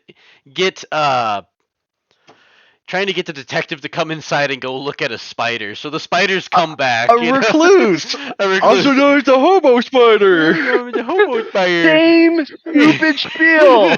Yeah. And he's like, no, I'm sorry, I'm not really, I can't, I'm not paid to deal with the beasts. I have no real life. Oh yeah, it's like I'm not because he's talking about like go shoot the spider. Yeah, you Like go shoot the I'm spider. not authorized to discharge a weapon at a bug. One of the downsides of the job, you know. But, you know, Like just that whole he took a moment to think about it and just referred to it as a downside that he can't shoot bugs like with his gun. Because they're in Canada, not America, am I right? Yeah, America, you can shoot any bug you Dude. want. I know people who have Right? shot bugs that have bit them, and he flipped them off and he shot. that is very American. Right? Depends on the ethnicity of the bug. So. America. America. Yeah. So they have that, and it goes on for a while, and you're like, the pacing right here really slows down a little bit. Looking at it in hindsight, I think it's hilarious, but now I'm like, kind of like, ah.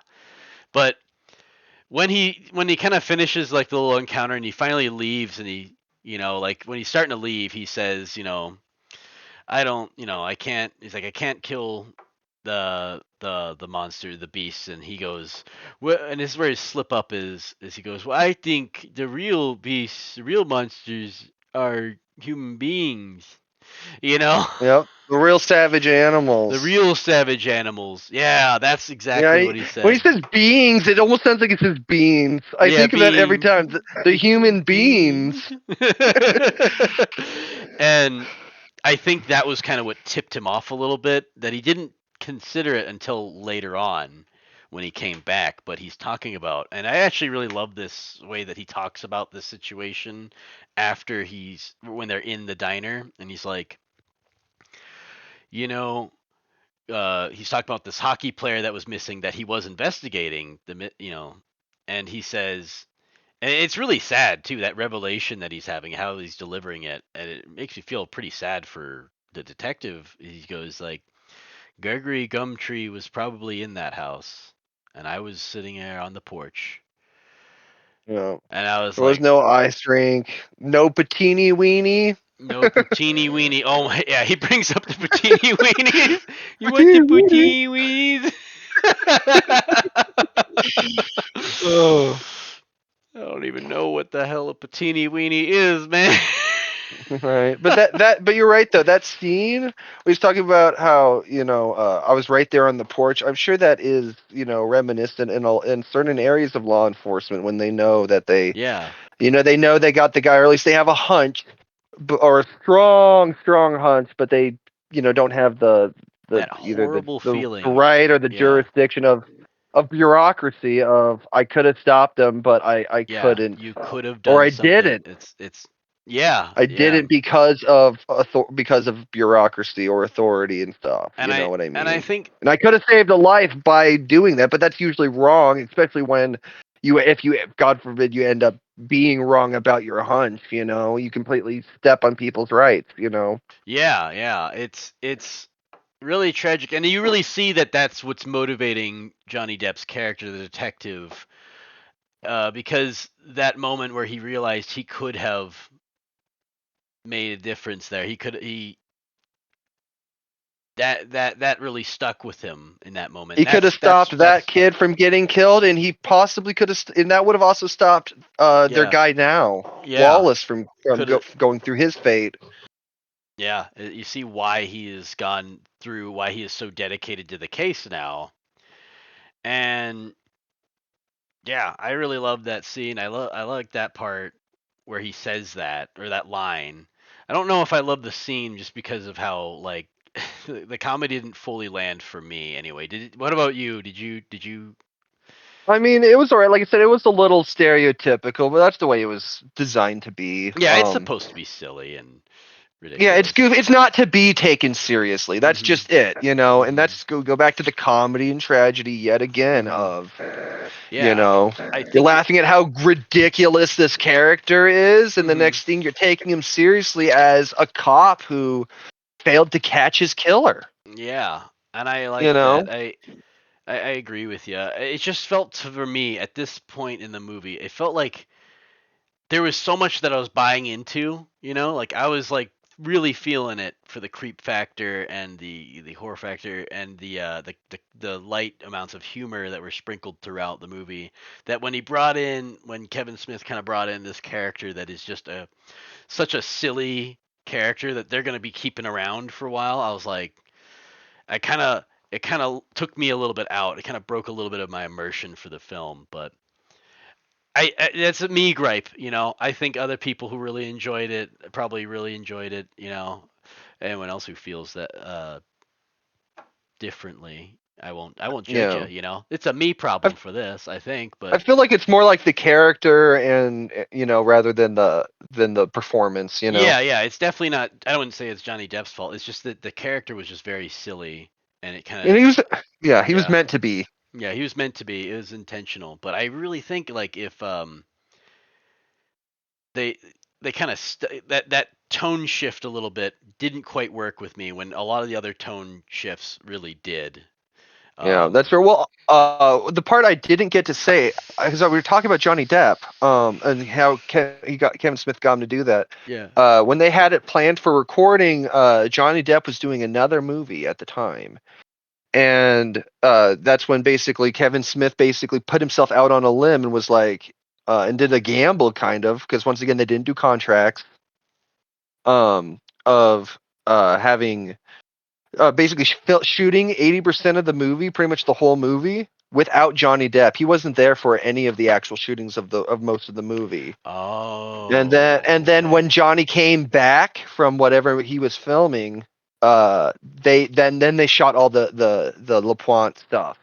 Mm-hmm. And so it does feel a little out of place because they didn't really because pretty much the movie was done. They just needed to get Johnny Depp's Yeah. part. Okay. That And actually does so make a it lot of does sense. feel, if that kind of explains that kind of that it does have like a lesser transition. It does feel a little more out of place, and that's Yeah. because, like I said, the movie was pretty much done making, and they slapped Johnny Depp in at the end, I gotcha. in the film. Okay, so that does make sense. That does make sense. That's really interesting. Anyway, so Sorry, yeah. but that was what I No, was trying no. to get to earlier. No, That that's was the point, great that you added that. I didn't know. But it does Yeah, kind of like explain some of the how he kind of feels just kind of like inserted into it. But I still like Johnny Depp. Still liked to an extent. I still really enjoyed this character, especially like looking back on the movie more. Not so much during the movie, but um, they kind of cut away, and they kind of these scenes here are kind of like interlaced a lot. But the where they have their search for Wallace, along with the what's going on with Wallace, because they have that moment where he is Howard is dancing with him in the water, and then he goes, Yes. yeah, and he's like trying to get him to swim, and then he sinks below the surface, and he sees the freaking other guy there that was there Yeah. before. Yeah, he finds the other dead Tusk, and I think that's actually I think that scene's actually prior, like just before Oh that we yeah. actually see Guy Lapointe, and then it cuts to later him once he was able to swim. Mhm. Once he learned They're to swim, dancing. then they're dancing in the water at a later scene, which is where we're at right now. Mhm. Mhm. And I think I don't know, was it at he was also kind of filling in the whole story about what happened to Mr. Tusk and him, that he eventually had to kill Mr. Tusk, and they showed like that part of him eating him, Yeah, eating Tusk, and eating then Tusk. like as soon as he did that, that's when the boat shows up. Oh Yet yeah. again, another tragedy. You know what Yeah, I right mean? Of there. having to kill your best. The only thing he found solace in, really, Yeah. was Mister Frickin' Tusk, and he kills him to survive. And as soon as he does that, he gets rescued. And that Mhm. actually, there's this line, where he's like, "We butcher again and again until we are butchered in return." And that's what he's kind of talking about, his thing with Mr. That's his whole thing. That's his whole life at post Tusk. He butchered Tusk. He went back to wherever and eventually came to Canada, butchering in Canada. You know what I mean? He's Mhm. butchering and butchering, and the whole point, was to have Tusk, Mister Tusk, kill him. It's Yeah. the death he wanted, and that's when he gets butchered in return. And so Yeah. even in just that line, he pretty much spells the whole ending out. Yeah. Including his whole life post Tusk was butchering again and again until he's butchered in return. Did you notice that when he sank under the water and he looked at the other Tusk, the other walrus man, there was a big chunk missing out of him, like kind of the same chunk that was Hmm. missing out of the real walrus that he killed. It makes me kind of like I did not notice that. makes me kind of wonder if he also ate part of the dude, you know? Can't as much as he played with those bodies. I wouldn't. Cannibalism is clearly not that uncommon Yeah, with it's this not out of the psychopath. window. It's not. No, the wall. He No, I'm doesn't just he kidding. doesn't he doesn't draw the line there. Yeah. He doesn't. Although he is the first wife, He but is the first first wife's got wife. to eat. First First wife's wife's gotta got to eat. eat. she won't. She won't diddle you, but she'll take a big old She'll chunk at you. bite right like a Oh. freaking praying mantis. Oh my god. Yeah. but Yeah. but Um. So they finally get to this point where all this is happening, and when everything's kind of coming together, where the Teddy, Allie, the detective, they're all arriving on the location where they hear Wallace doing his weird screaming, and this is yeah, well, because hold on. okay, go they ahead, go they ahead, go they ahead. got guns. They Remember, got they had to oh arm my god, themselves yes, first. they had to arm themselves first, and he's got two guns for him, and they're like, I've never shot a gun. He's like, Yeah. what kind of Americans are What you? Americans are you? Oh. One that's never used a gun before. So they take these guns. Sorry to interrupt you. I just felt like we needed to hit that real No, quick. yes, So I'm so glad you. they come in armed. They They come come in armed. they come in armed, and I think it's about this point that they start playing Fleetwood Mac's Tusk, which I've just been like waiting for. You know, I Earlier they they were were playing like some sea shanties earlier too when he was first doing it. I can't remember oh the name really, of this one of the songs, but it was an old it was a Dubliners really. a Dubliners song, but I couldn't remember the name of that song when I was listening to it, and I don't have it written down anywhere. Oh man, because that But was that was but so. he was playing sea shanties that whole time while Was he Wallace was sitting really? in Oh there. my Yeah, he god, was playing yeah, like that's sailor right. songs. It was, but this is when they start playing that song. I really kind of loved that. Also, I guess before that, how they actually found the residence was like going back to Johnny Depp and Kevin Smith's daughters. The clerks at the store that made clerks fun of his mustache that made fun and of his his crappy mustache. podcast jokes. And he does the little like sketch pad trick where he gets that he learned from the Big Lebowski. Yeah, they go meta. They go meta He goes in so meta, Tusk. like, oh, he just You know, they where did that in the they're Big like, you know, Lebowski. It's like, that's where I got this from. But anyway, so they finally You know, make shout it out. there. They finally make it to the place, and this is where Howard is like, "You'll fight. You're gonna fight me like a walrus. We're gonna have our fight." And he's dressed up in his own walrus suit, Well, and they're just like kind of like, I don't even know how to describe it. They're kind of like they're bumping into just each other, like They're like flopping into each flopping. other. Yeah, making those ridiculous noises. And he's it's the Oh only man, noises that Wallace can make are like those screams, and then he's doing his own little walrus noises. watching walrus fights, they're extreme, but like also like a lot of they're hit or misses. You know, either you pretty much stab them with the tusk, or you're just a ball of blubber, just like flopping around, just bouncing. You know, like an exercise ball or something. Yeah. But he gets out of that suit. When he stands out of that suit, I felt like it was even weirder because like the flesh that he was wearing was like fresh. Oh, you know what I mean? There was like blood all over him still. Like he just skinned a whole bunch of people and killed them like yesterday. Yeah. And just slapped it on like sloppily. I'm sloppily enough to where he was able to just jump and break out of his suit. Obviously, he wasn't morphed into a walrus himself, and that's what he has that line where he's like, "Oh, I'm trying to remember how it goes." He's like, "If you want to live, you'll have to kill me. But if you kill me, it will be as a walrus, or you will be a walrus forever." You know, and he keeps saying going full walrus. That's what he keeps saying. You're gonna have to go full walrus. You're gonna have to go full walrus, and he's like, but he gotta assume like, "Oh, motherfucker, that's cheating." Yeah, right. Well, but that's the fight.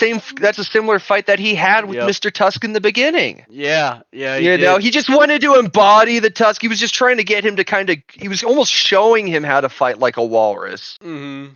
And before having him fight as a so he can go full walrus. He goes full walrus, and then he goes man, and then he stays full walrus, right? Full walrus. Yeah, and then he finally.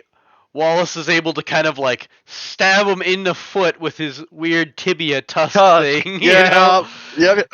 And then is that considered a kick? It's a kick and a headbutt at the same time. And and a bite. And a bite. And then he's like, and I actually kind of love this shot where he's like just stabbing him with his tusks, and you look up and you see the bloody tusks, and that's what the blood tips. The bloody tips, and is a good iconic shot for the movie, and that's when Allie and Teddy break in, and oh my god, they see the monster that he has become, a walrus. Yeah. And, dude, when he's dying, like just before they bust in, he's just like, "It is accomplished. You are my Mr. Tusk. You are my Mr. You know, it was like full circle completion. You know, that he died satisfied, which is not necessarily what you want for these guys, but he got that warrior walrus death. You know, it's almost like a Valhalla moment. He gets to go to Walrus Valhalla. It's got a SeaWorld there. Valhalla. Val Walrus. I don't know. It's like Odin's got his own little exhibit. This is where we keep our real warriors. Right. This is like a special subsection of Valhalla for walruses. He's just flopping around with Mr. Tusk. The afterlife is eating mackerel. Eating mackerel. His afterlife is just getting attacked by other people he turned into walruses. Oh no! They're in Walrus Valhalla too. But then again, that would mean they'd have to go full walrus, which I don't think they did. They didn't go. They died. They did die in battle, though. I will say. Well, they died drowning. Okay, there was actually. Okay, those ones don't make it to Walrus Valhalla though. I don't think so. I think it might just be. I don't know if those ones made it to Walrus Valhalla. I don't know. No, we'd have to figure out. Ask Kevin Smith about the logistics of the Walrus Uh, afterlife. you know, Howard Howe did though. Howard Howe. This would have been his religion that he would have started. Yeah. Killed all his followers though. Whoop. Very Jim Jones of him. Oh, nice. So. But they bust in. They bust in and catch him. This is just post kill as soon just when he turned full walrus. Just when he turns full walrus. Wallace is no longer Wallace. It is Walrus. Wallace the Walrus. And I was kind of hoping that because they have Johnny Depp's character Dupont, right? Yeah. He comes in there. Guy Lupin. Yeah. Guy Lupin. Guy Lupin. Lapointe. Oh, man, we're butchering the shit out of this. Comes in. Well. It's okay. We're not French Canadians. You know, what do you expect from us? I know. Most of any of our audience. Well, then again, neither is Johnny Depp. Neither is Johnny Depp. I don't think. No. So South Park hasn't betrayed him with, beady eyes. Yeah, or a bobbly head. So he ends the shot to cut to black where he's pointing the gun at him, and you're like, please kill him. Put him out of his misery. It's one of those kill me moments, you know? Yeah. And Wallace is just making those guttural screams and stuff where. Yeah. And then they cut away to a year later. Mm-hmm. And this Get is that time skip. This is where it just gets worse for me because I'm like, oh, maybe they did surgery, maybe he's fucked up looking, maybe he's back to normal. And they're at the Manitoba Zoo, and I'm like, so the Manitoba Exotic Animal Sanctuary. Yeah, the exotic animal. And I'm like, they did not. Why didn't they just kill this bastard? You know? You know why though? The worst. Why? You know why? Because he went full freaking walrus. He's a walrus now. He's a walrus now. There's no going back for him. He's apparently gone full walrus, and there's no going back. You know, can't integrate back into society and be on his podcast and just be like a weird-looking walrus man. Well, he has no tongue. You know. Flop twice if you agree, Wallace. Right? Flop 3 times for insert insensitive joke that we have pre-written. Gonna have to learn sign language, you know. Sign language, or they hook him up to the Stephen Hawking computer. Right. The answer to the universe is walrus. And so they throw him a fish, and they're trying to get him to recognize him, and they cut. He mowed down on it, naturally. He once again showing he is walrus. You know, he can't even eat normal or food. Just starving. Yeah, just raw. I think it was a mackerel. Yeah, whatever. They couldn't have given him Still some don't tacos. know. He just pushes those away. He's like, I want mackerel. Yeah, only mackerel. What do you think I am? Which oh my God! It can't be a good diet. She cries Wallace. She's like Wallace, and he's ignoring her. Yeah. And she's like Wallace, and you see. I think, and this is when you see that even though they're calling him full walrus, and he went full walrus, he's still human in there. You know, that's when we see him.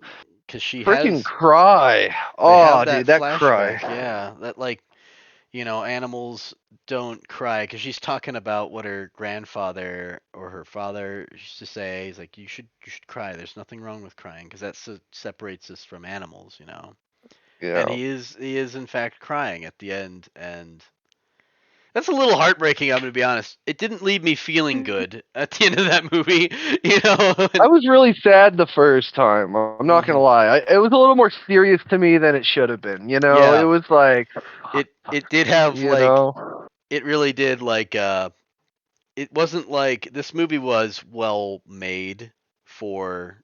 I'll get to my thoughts more on that later, actually. But at the end, they have a little they have a little they have the credits roll, and it has a little clip from the podcast that spurred on this idea for the movie that Kevin Smith Kevin Smith made. It's his podcast, right? And he's just talking about the absurdity of it, and it makes you kind of laugh a little bit. I like that they put that in there. Yeah, absolutely. And then Um, at no, go on. the very end, they have that post credits scene where it's just Johnny Depp sitting there, kind of sick, and he's like, "Man, I shouldn't have had the second I should have had that second slider. slider." Like it wasn't the whiskey freaking shake. I feel like that would make. Oh my, yeah, because when you eat too much, drink too much, eat too much dairy, it kind of upsets your stomach. It could have Yeah. been it probably was that, Yeah. if Well, he anything. drinks, he smokes, and the fast food sliders. In the fast food You know. slider, his body is Thunderdome right now. It is at Yeah. war with these weird eating habits. Yeah. Yeah. The last time I watched it was actually the first time I saw that ending, and there's also commentary in the credits too. Hmm. I think of them laughing and stuff. I think that might have been when I saw those extra lines of that dude that says that detective at that not LaPointe, but the one that points us to LaPointe. Oh yeah, yeah. I think his retakes of different lines were in those credits.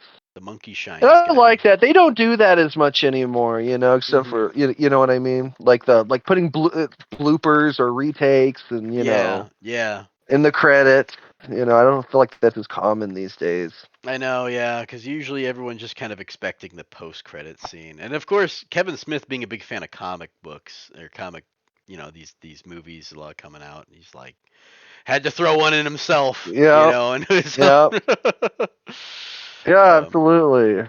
the little stingers. But so that was the That ending movie. though, dude. Oh, go ahead. Comedy and tragedy, just comedy and tragedy the whole time. Hmm.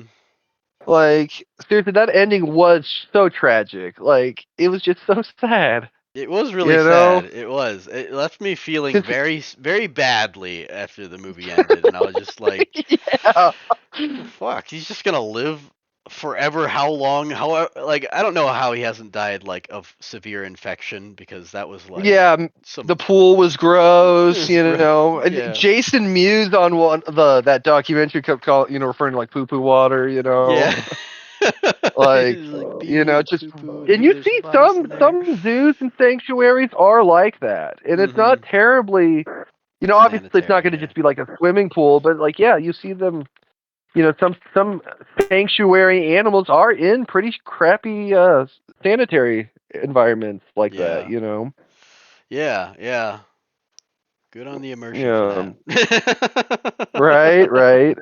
Well, it's just one that no one cares about, that no one visits, that no one donates to.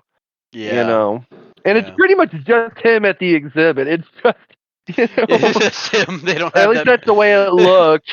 Yeah, it did. It It, did.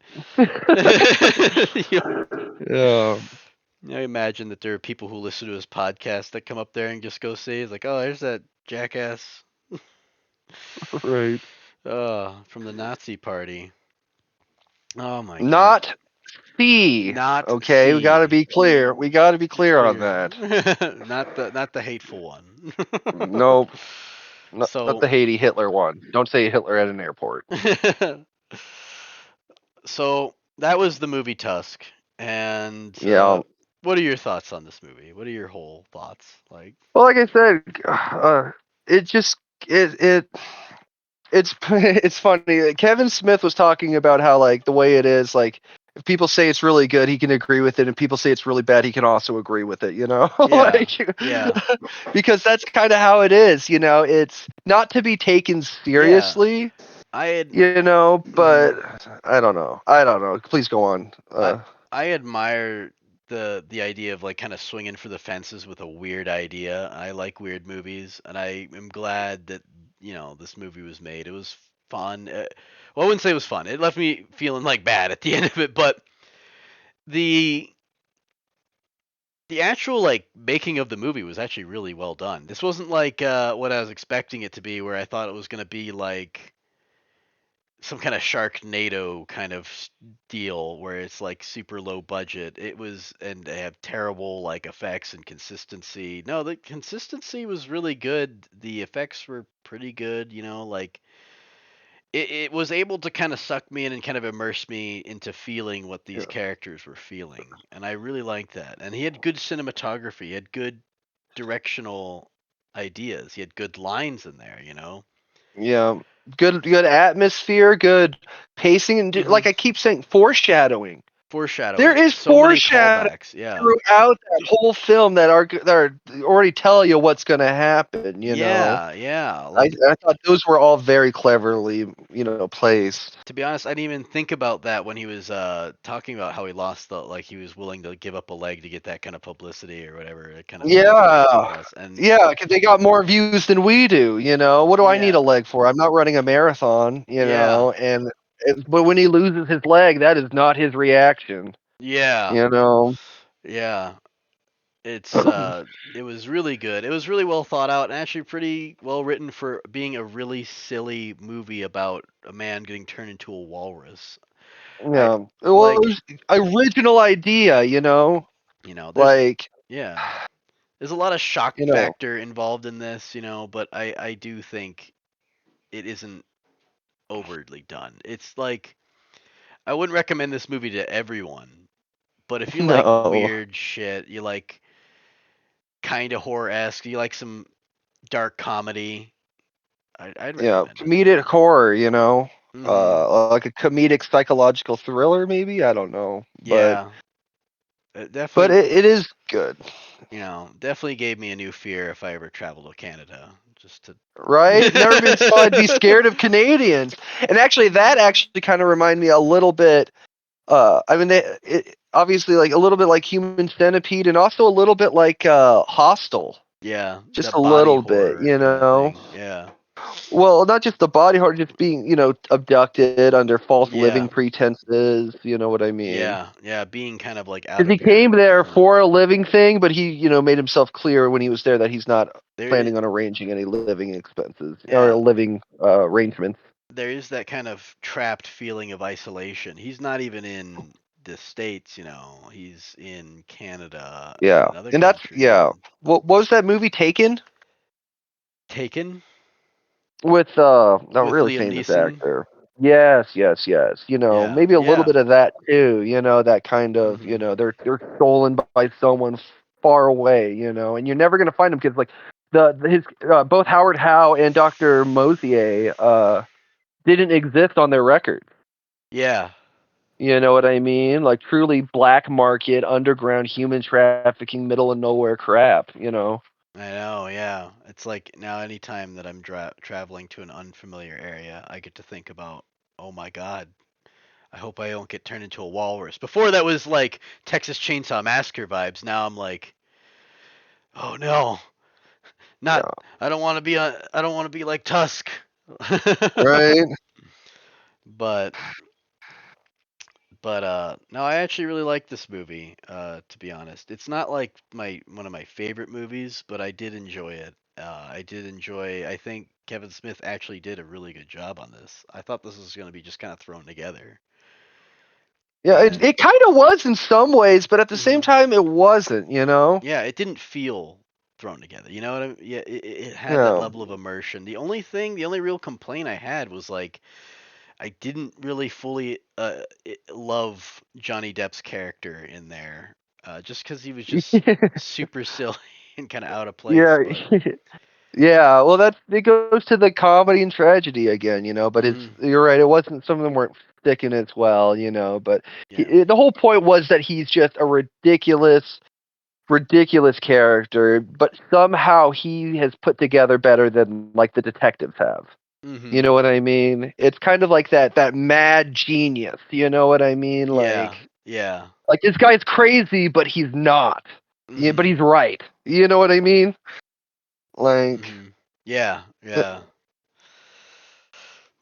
Yeah, I think they did really good with that. I think so. I think it was a fun movie, or not a fun movie, but like it was an entertaining movie, and I'd never felt Yeah, like, big what the fuck. yeah, I never felt like I could be watching something else right now. Yeah, you There, wanted to see where this goes. yeah, You I wanted to know, see where it goes, and there was a couple moments I wished it would kind of hurry up a little bit and get to it, but I think it other was than that, the Johnny Depp stuff again, and like I said, it's because they were long rants and monologues because the way it was filmed, the hmm way the timing was with getting Johnny to pretty much do, I think, a freebie for Kevin Smith, yeah, you know, that he was writing on just a like a verbal agreement. So it was a real. He was even talking about it was a real gamble, about how like his producers and stuff aren't going to like that, 20%, 20% of the movie we might do if the guy shows up, hmm hmm So I'm glad he showed up I though. don't. I am Yes. happy that it gave me like a real like, what the hell, like when I freaking I found think out he he was. also gave the movie a little bit of legitimacy. You know what I mean? hmm hmm Like, like Johnny Depp's in it. you know, Right, right. yeah. And also, I think we didn't plan it either because I'd only seen parts of Tusk when we were talking about doing Tusk. Oh Like I'd seen yeah. clips and stuff. I didn't know that they were podcasters. It was I never a didn't movie I know was, that this. yeah. Well, I didn't know that the movie itself, the idea of Walrus, came from one of Kevin Smith's podcasts. Yeah, I didn't know any, I didn't really know much about this movie other than the fact that it existed and it Yeah, I've seemed seen like a real clips bummer. of the Tusk scene, and that was pretty much it. Yeah. I thought And this so, what you can say? well, I was gonna say I thought this movie was gonna be like a total bummer and I was just not gonna enjoy it and it was gonna drag. I was never on my watch list, Yeah, until you right. brought it up and I'm like, you know what, that's Well, weird. we Let's were do talking this. about weird, obscure, something obscure horror popular, but not like mainstream popular enough to where. Yeah, yeah. But and it was just like maybe that one. I don't know, and I hadn't seen it before till then. I'd only seen clips, Mhm. and the whole, but just them being podcasters, the idea coming from Kevin Smith on a podcast, Mhm. I think is poetically fitting to our first episode trying to be podcasters ourselves, which is what we're doing right now. Yeah. I c- So I think there's a little bit of, I don't know, makes poetic, like it's a poeticness to it. Yeah, yeah. It was very like it's like, oh man, I better not relate to this character too much when I saw that it was a podcaster on the Right? Right. Well, we can't relate just yet, but we can after this recording, ironically enough. Yeah. Yeah. Which, But I will say this movie did make me want to kind of watch some more of like Kevin Smith movies. It made me want to watch Moose yeah, Jaws. yeah, I talked about. I don't know if they actually made it. I just saw a thing of him talking about making it. You can't make Jaws, but I can make Moose Jaws. you know. I just I want to see that uh, now. It just yeah. I I hope haven't seen. Oh, what you gonna say? I hope he does make more weird movies like this. Yeah. I think I because haven't seen the. Didn't he make that new Jay and Silent Bob movie? yeah, I think I they have did. not Did seen they? that yet, and I want to see it. And I heard him talk about how he wanted this movie to be that this movie was his masterpiece, and it's not a masterpiece, but it's his masterpiece. It's Yeah. supposed to reflect his life after because I think they pitched making it or started making it or something a year after Kevin Hart. Or not Kevin Hart. Goodness gracious, sorry, Kevin. Kevin Smith. After Kevin Smith had that heart attack. That's why I said heart. Okay, that makes Oh. sense. Kevin Smith had that heart attack and Mhm. almost died. And he talks about how the doctor saved him. Did some kind of operation. I guess they could either break your chest, go through your arm, or go through your groin. And they went through his groin, but it saved his life because he had like 100% blockage or in like an artery or something. I'm not sure. I'm not very medically inclined, but Oh wow. Yeah, I'll have to but look he into that. died. He almost died, and both his parents pretty much had severe heart issues, And a year after that, I think that's when they started doing that new Jay and Silent Bob movie. I know that Jason Mewes, who's the associate producer of Tusk, he's one Well, of the I think associate it's producers. I think it was Clerks 3. Is that what it is? Oh, Because they did was make a that it? Clerks 3. Yeah. Did they make a Clerks 3? I have not seen Clerks Yeah. 3 either. My goodness. It Because came isn't out that not too Jason long Mewes ago. coming back? You know, because I think he like had a big, and I hope I'm not slandering or anything, but a big heroin problem or something, and Oh, really? yeah, and he's talked about it. He's talked Hmm. about like how he's sober now, and like Kevin Smith like really kind of like because I think they were trying to shoot Clerks 3 or they're trying to shoot something, and he was like too strung up, Hmm. and they pretty much had to stop and all that stuff, and I think then they went back to making it or something.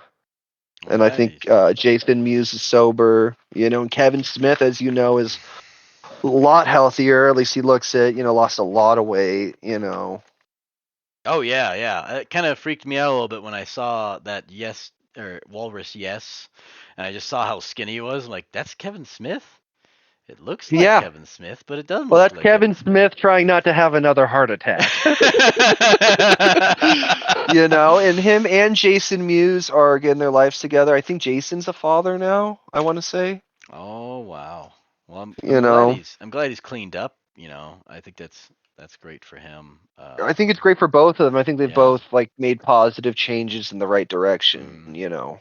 I And think they both crutched on things too much. To mhm. where it was so unhealthy for all of them. Yeah, I think it's great that I hope to see more of his stuff coming out because we need people who are willing to make weird and crazy movies and things like that just are absurd as a concept and not so formulaic, which we do see a lot of in a lot of the film industry, which are very formulaic movies. And this one was really strange, and I liked it for it. Obscure, eerie, Eerie. And actually, I think it you did know, actually do really. uncomfortable. Yeah, uncomfortable was a really good word I would use because the the it really does make you uncomfortable throughout the movie, and it really succeeds at certain levels of horror elements. Well, between the horror and sometimes like just oddly placed comedy, it's Yeah. just uncomfortable. Whenever Like, whenever Howard Howe is talking, and the actor Michael Parks, he kind of just steals the show a little bit there, but he is so creepy. It's great. like Hannibal, he did a really good Hannibal Lecter vibes. Really good. You know, Almost like a more giddy, unhinged Hannibal Lecter. As strange as that can be. oh yes, less, more, even more chaotic. Ironically enough, Yeah. you know, Yeah. like those mental breakdowns, like with the itsy bitsy spider. Mhm. Like that. That's the kind of thing that was like, oh, what, like this, Yeah. because I feel like Hannibal was more orchestrated than that. Yeah. That More. guy, like, he was strong, but he could break easy. You know what Yeah. I mean? Yeah. You felt like he was definitely unstable, Hmm. but Consistently. well, that's the movie Tusk. Um, what are you watching lately, man? What I've been watching lately? Yeah, have you seen Um, anything good? Really? yeah. I only watched like an episode and a half of like the 3 episodes of that Flight MH or MH370, that Malaysian airline Mhm. documentary on Netflix, which was interesting. It was good to go back to because it was such big news at the time. It's one of the stories that kind of I felt like disappeared from the media's eye, and I'm like looking back at that. If you remember the Malaysian airline I scandal remember flights. that, but I don't remember ever like looking into that much. I Do did you for a while, but they kept coming out with new stuff, and so I just kind of stopped and never went back to it. So now you're this is catching coming up. back to it. Yeah, pretty much. And I think a lot of people are now that they have it as a very popular Netflix documentary. Mhm. Yeah. I know that you're Uh. you're more into that true crime and like documentary kind of stuff than I Um. am. Yeah, I like documentaries a lot. I watched that. I haven't watched that recently. I really like the Bernie Madoff Monster of Wall Street. That wasn't too bad. I watched that like a month or two ago. Oh 'Cause I yeah. didn't know that much about Bernie Madoff and his and it really was like one of, if not the biggest fraud in like American history, and it's saying something. And I've heard him referenced so many times, and I consider myself politically savvy, and I definitely needed to get that perspective, and I'm glad I did. Yeah, no, I don't really know much about that myself. Maybe I should probably check that out. Yeah, Bernie Madoff, Monster of Wall Street. I think that's also on Netflix. Um, I'm not done with it. I got like 2 episodes left of Andor. I finally Andor. got around to watching that Star Wars Andor. Remember, I Oh kept calling it yeah. Endor, like Endor. like Well, Endor you from the kept calling it Ewoks. Endor. Yes, I did. I kept calling it Endor, I'd be like Andor, and and you'd you be were like, just "What?" making fun of me of it. Yeah, but You're like, "Where yeah, the I've been fuck watching are the teddy bears?" Andor. I haven't seen the full ending. It's 12 episodes. I just finished the 10th episode like a Yeah. day or two ago, but it's pretty good. It's not like the best Star Wars thing, but it's way better than I thought it was going to be. Yeah, so Um I haven't finished it either, but I definitely will say it's a lot better than some of the crap they've been putting out for Star Wars. oh yeah. And there's an irony almost to both Andor and Mandalorian as far as being like pretty fairly popular Mm-hmm. pieces of Star Wars franchise, and yet especially Mando, but Yeah. being super minimal on Jedi's lightsabers and the Force. Yeah, I kind of love that You because know, it explores. I think it's a more interesting avenue that they should be building on in the universe. well, there's a whole galaxy, and we're focused on like a handful of Jedi that are left. If Yeah. that. Mm-hmm. And I think people are also just tired of the same old, but they still are so familiar with the universe that you can just build through that. Yeah. So I think I've been impressed with Andor so far. I'm not saying it's like the best piece of Star Wars out there, but it was way better than I Mm-hmm. thought it was going to be when I came in. Yeah. I And I feel don't like. regret watching it so far. Mm-hmm. Feel like. Yeah. There's gonna be. I feel like it's building towards something that I'm enjoying where it's going. Um, lately, I just finished The Last of Us, which Dude, was. hold on. Oh man, dude, I just finished the third episode. Did you I cry? just finished the. I did for a little bit. I I bawled my eyes out. I think I was more emotional than the rest of my family I was watching with, but it I was it was something. It was first of all Nick Offerman, Nick right? That's the Offerman. actor's Yep, name, yep, right? The guy that plays Ron yep. Swanson. I mean, first of all, like, is he a gay actor? No, he's got a I wife. didn't think he was. I didn't think he was. I think an impressive portray. I mean that took some solid acting in his role, and yet still keeping on to that whole libertarian. I haven't seen any behind the scene things or anything, but I almost bet you that when they chose him, it was just like who would survive in the woods. So it'd be Ron Ron Swanson. Swanson. Exactly. Yeah, that one I used to kind of like say, "Oh, that movie made me cry," and I'd be like referring to like it making me kind of tear up a little bit Yeah, and feel sad. But no, that I actually had tears coming down my face yeah, just watching it with Anita, and we were like, she looked up at me and I looked down at her, and we're just like tears, and she's just like, we yeah, had to hold each other yeah. tight. Oh, Oh man, once you get poetic, the thing that I think was crazy because I came into it. I hadn't seen anything, but I remember reading like a couple spoilers saying that episode 3 was going to be like heart wrenching, and I think you mentioned something to me like that similarly. And mm-hmm. but when I watched it, none of that episode went the way that I thought it was going to. I know. I Like not in the slightest. Like I could never have guessed half of the crap that went on in that episode. And I don't know. I think that spoke really well. It kept me on my toes. Because we're always like we talk about foreshadowing and predicting and stuff. It was not a predictable episode in the slightest. No, especially you coming in from only having like a little bit of a background with the game. Yeah, I haven't played the game. Mhm. I watched some of my friends play it prior, and that's about it. Yeah, You know, so I am just just seeing it from the movie perspective, and I thought it was pretty good. I played the game quite a bit, and even that, like seeing the little changes that they did make, like really kind of blew my mind a little bit because I did not see a lot of the ending really coming. Like towards the end, I kind of did, but like, man, they really went this route, and I really loved it. It really was an improvement on the source material, and I thought that it was like a bit of like a self-contained episode, but I thought it was Yeah, great. I thought it was great. I but at the same time, it shows you. I mean, like literally, that could have been a scene. Like they just skip over that. Like they went into this place. He said he knew a guy. He takes the stuff. He leaves. 5 minute scene, you know. But rather, I mean, they gave us the the whole whole story. history of that area, of that house, and the character that Pedro plays. You Hmm. know, their Hmm. history together, and why he would leave, of all people, him, his stuff. Yeah, I thought it You know was. what I mean? He even Hmm. says in the will, I don't like you. Something like that. You know? The consistency of But that character, but God, Nick Offerman was fantastic as that role.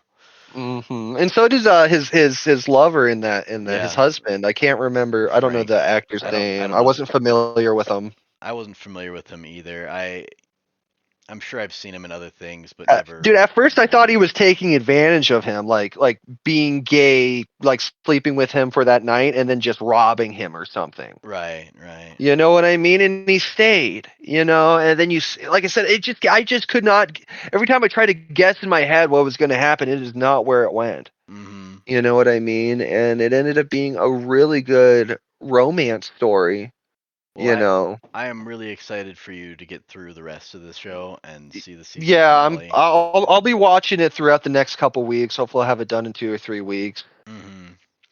Now, Maybe we can even talk about it here.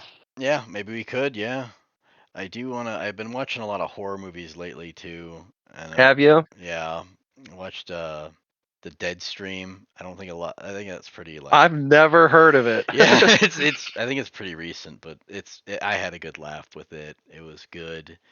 Is laughing what Fun. you want in a horror?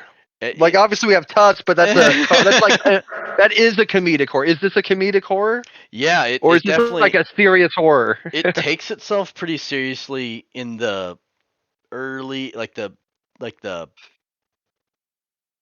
middle part a little bit, and it succeeds actually to be really creepy, but there's just they kind of switch it to a comedy, and it is really funny, like really capture YouTube personas that I've seen on YouTube. Like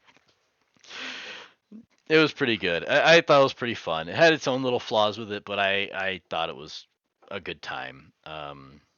And a few other horror movies too. Saw Train to Busan the first time. That was really great. Um, but Nice. we might have to Any talk about others? these.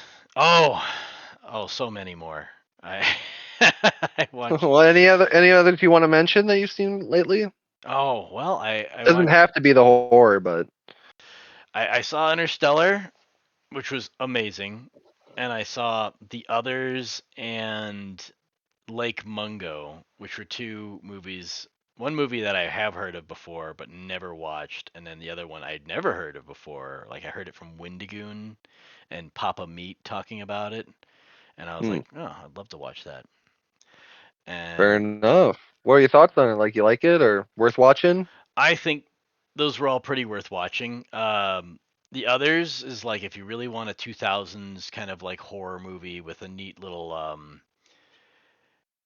little take on the genre a little bit, I think was really fun. It was good suspense, good little mystery involved with it.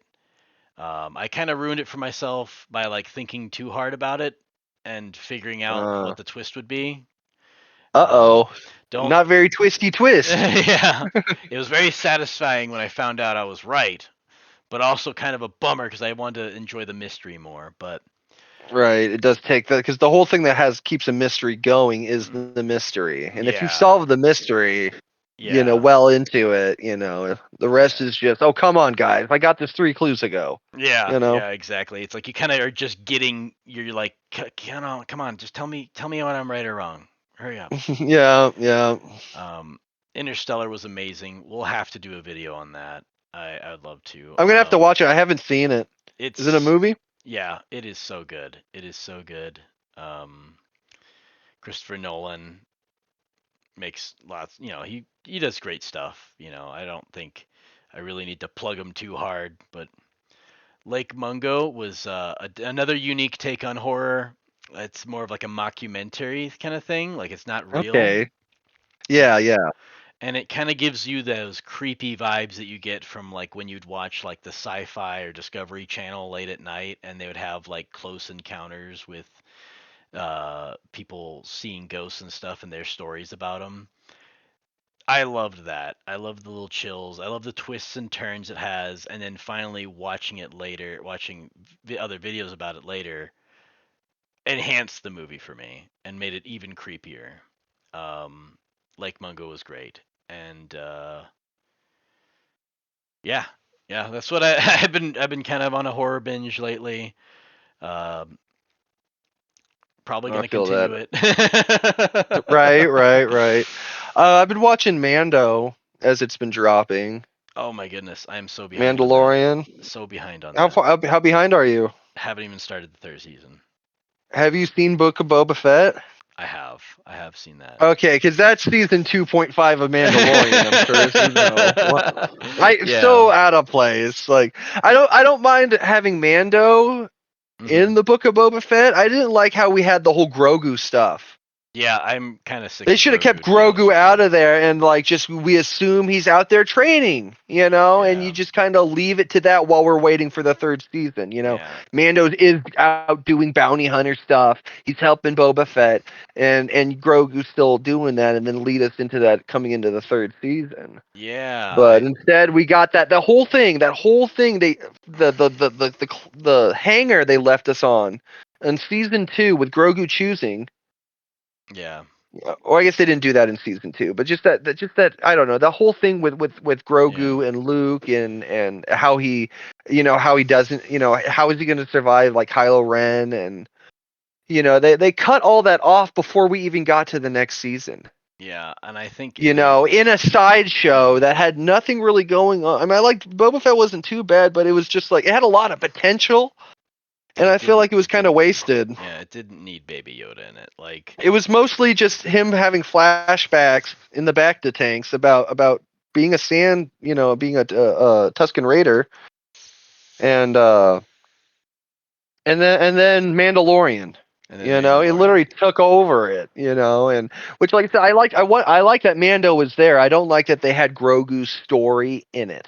Yeah. If that makes I'll sense, be they should have had honest. Grogu he's out training with Luke. That's all you need to know Hmm. while this is going down. We didn't need to have that whole thing while Mando's helping Boba.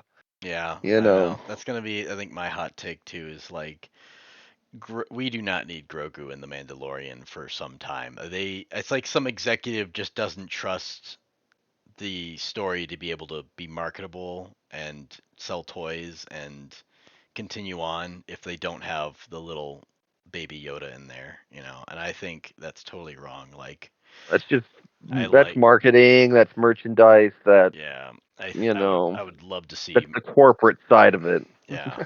I'd love to see Mando just go on adventures. I'd love to see Boba just go on adventures with just them and new We could have characters. had that in Book of Boba Fett, and we kind Yeah. of did, but like I said, they kept cutting to Grogu going with the stuff with Luke, Yeah. and they should have saved that tension for season 3. I really Yeah. think so. Season They 3. just didn't know what to do with Book of Boba, To be honest, they you could have know? waited till season 4.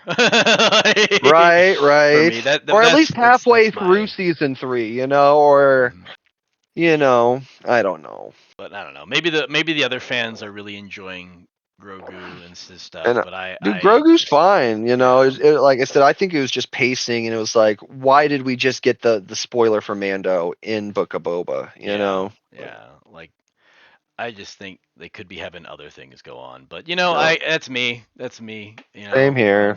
Same I here. but anyway, Well, thanks should for we wrap talking. that up? Yeah, I think we should wrap it up. I think this is great. I think in the if you guys have any comments below, add them in. Tell us how Yep. we're terrible at this and we could Yep. do better. And Indeed. we'll probably do better. This is our first one, so Very first one. So, be constructively criticism and, yeah. be cool. When you do give your criticism, give it a little bit of lube. Spit on it first. Yeah. Don't fuck us too hard. Like we're just trying this out, and hopefully we'll improve from there. We'll probably kind of like we'll flow a little bit better as we go along, I think. But this was Yeah. fun, dude. I liked I enjoyed it. shooting I hope the. our listeners enjoy it, I hope you guys enjoyed it for sure. I love just shooting the crap. I loved just talking about another movie, and we're gonna do more of Yeah. these. Yes, we will. So look forward to that coming. Make sure you like, subscribe. We're also probably going to link our other channels that we're talking to on here. So we'll make sure to subscribe to those too, although there's nothing on those, but Yeah. definitely subscribe to Nerd Night Perspectives. Mm-hmm. Get some more perspectives from us. Indeed, more perspectives to come, if I can say it right. But No. so thanks, and to our listeners, you are all our Mr. Tusk. Good night. Good night.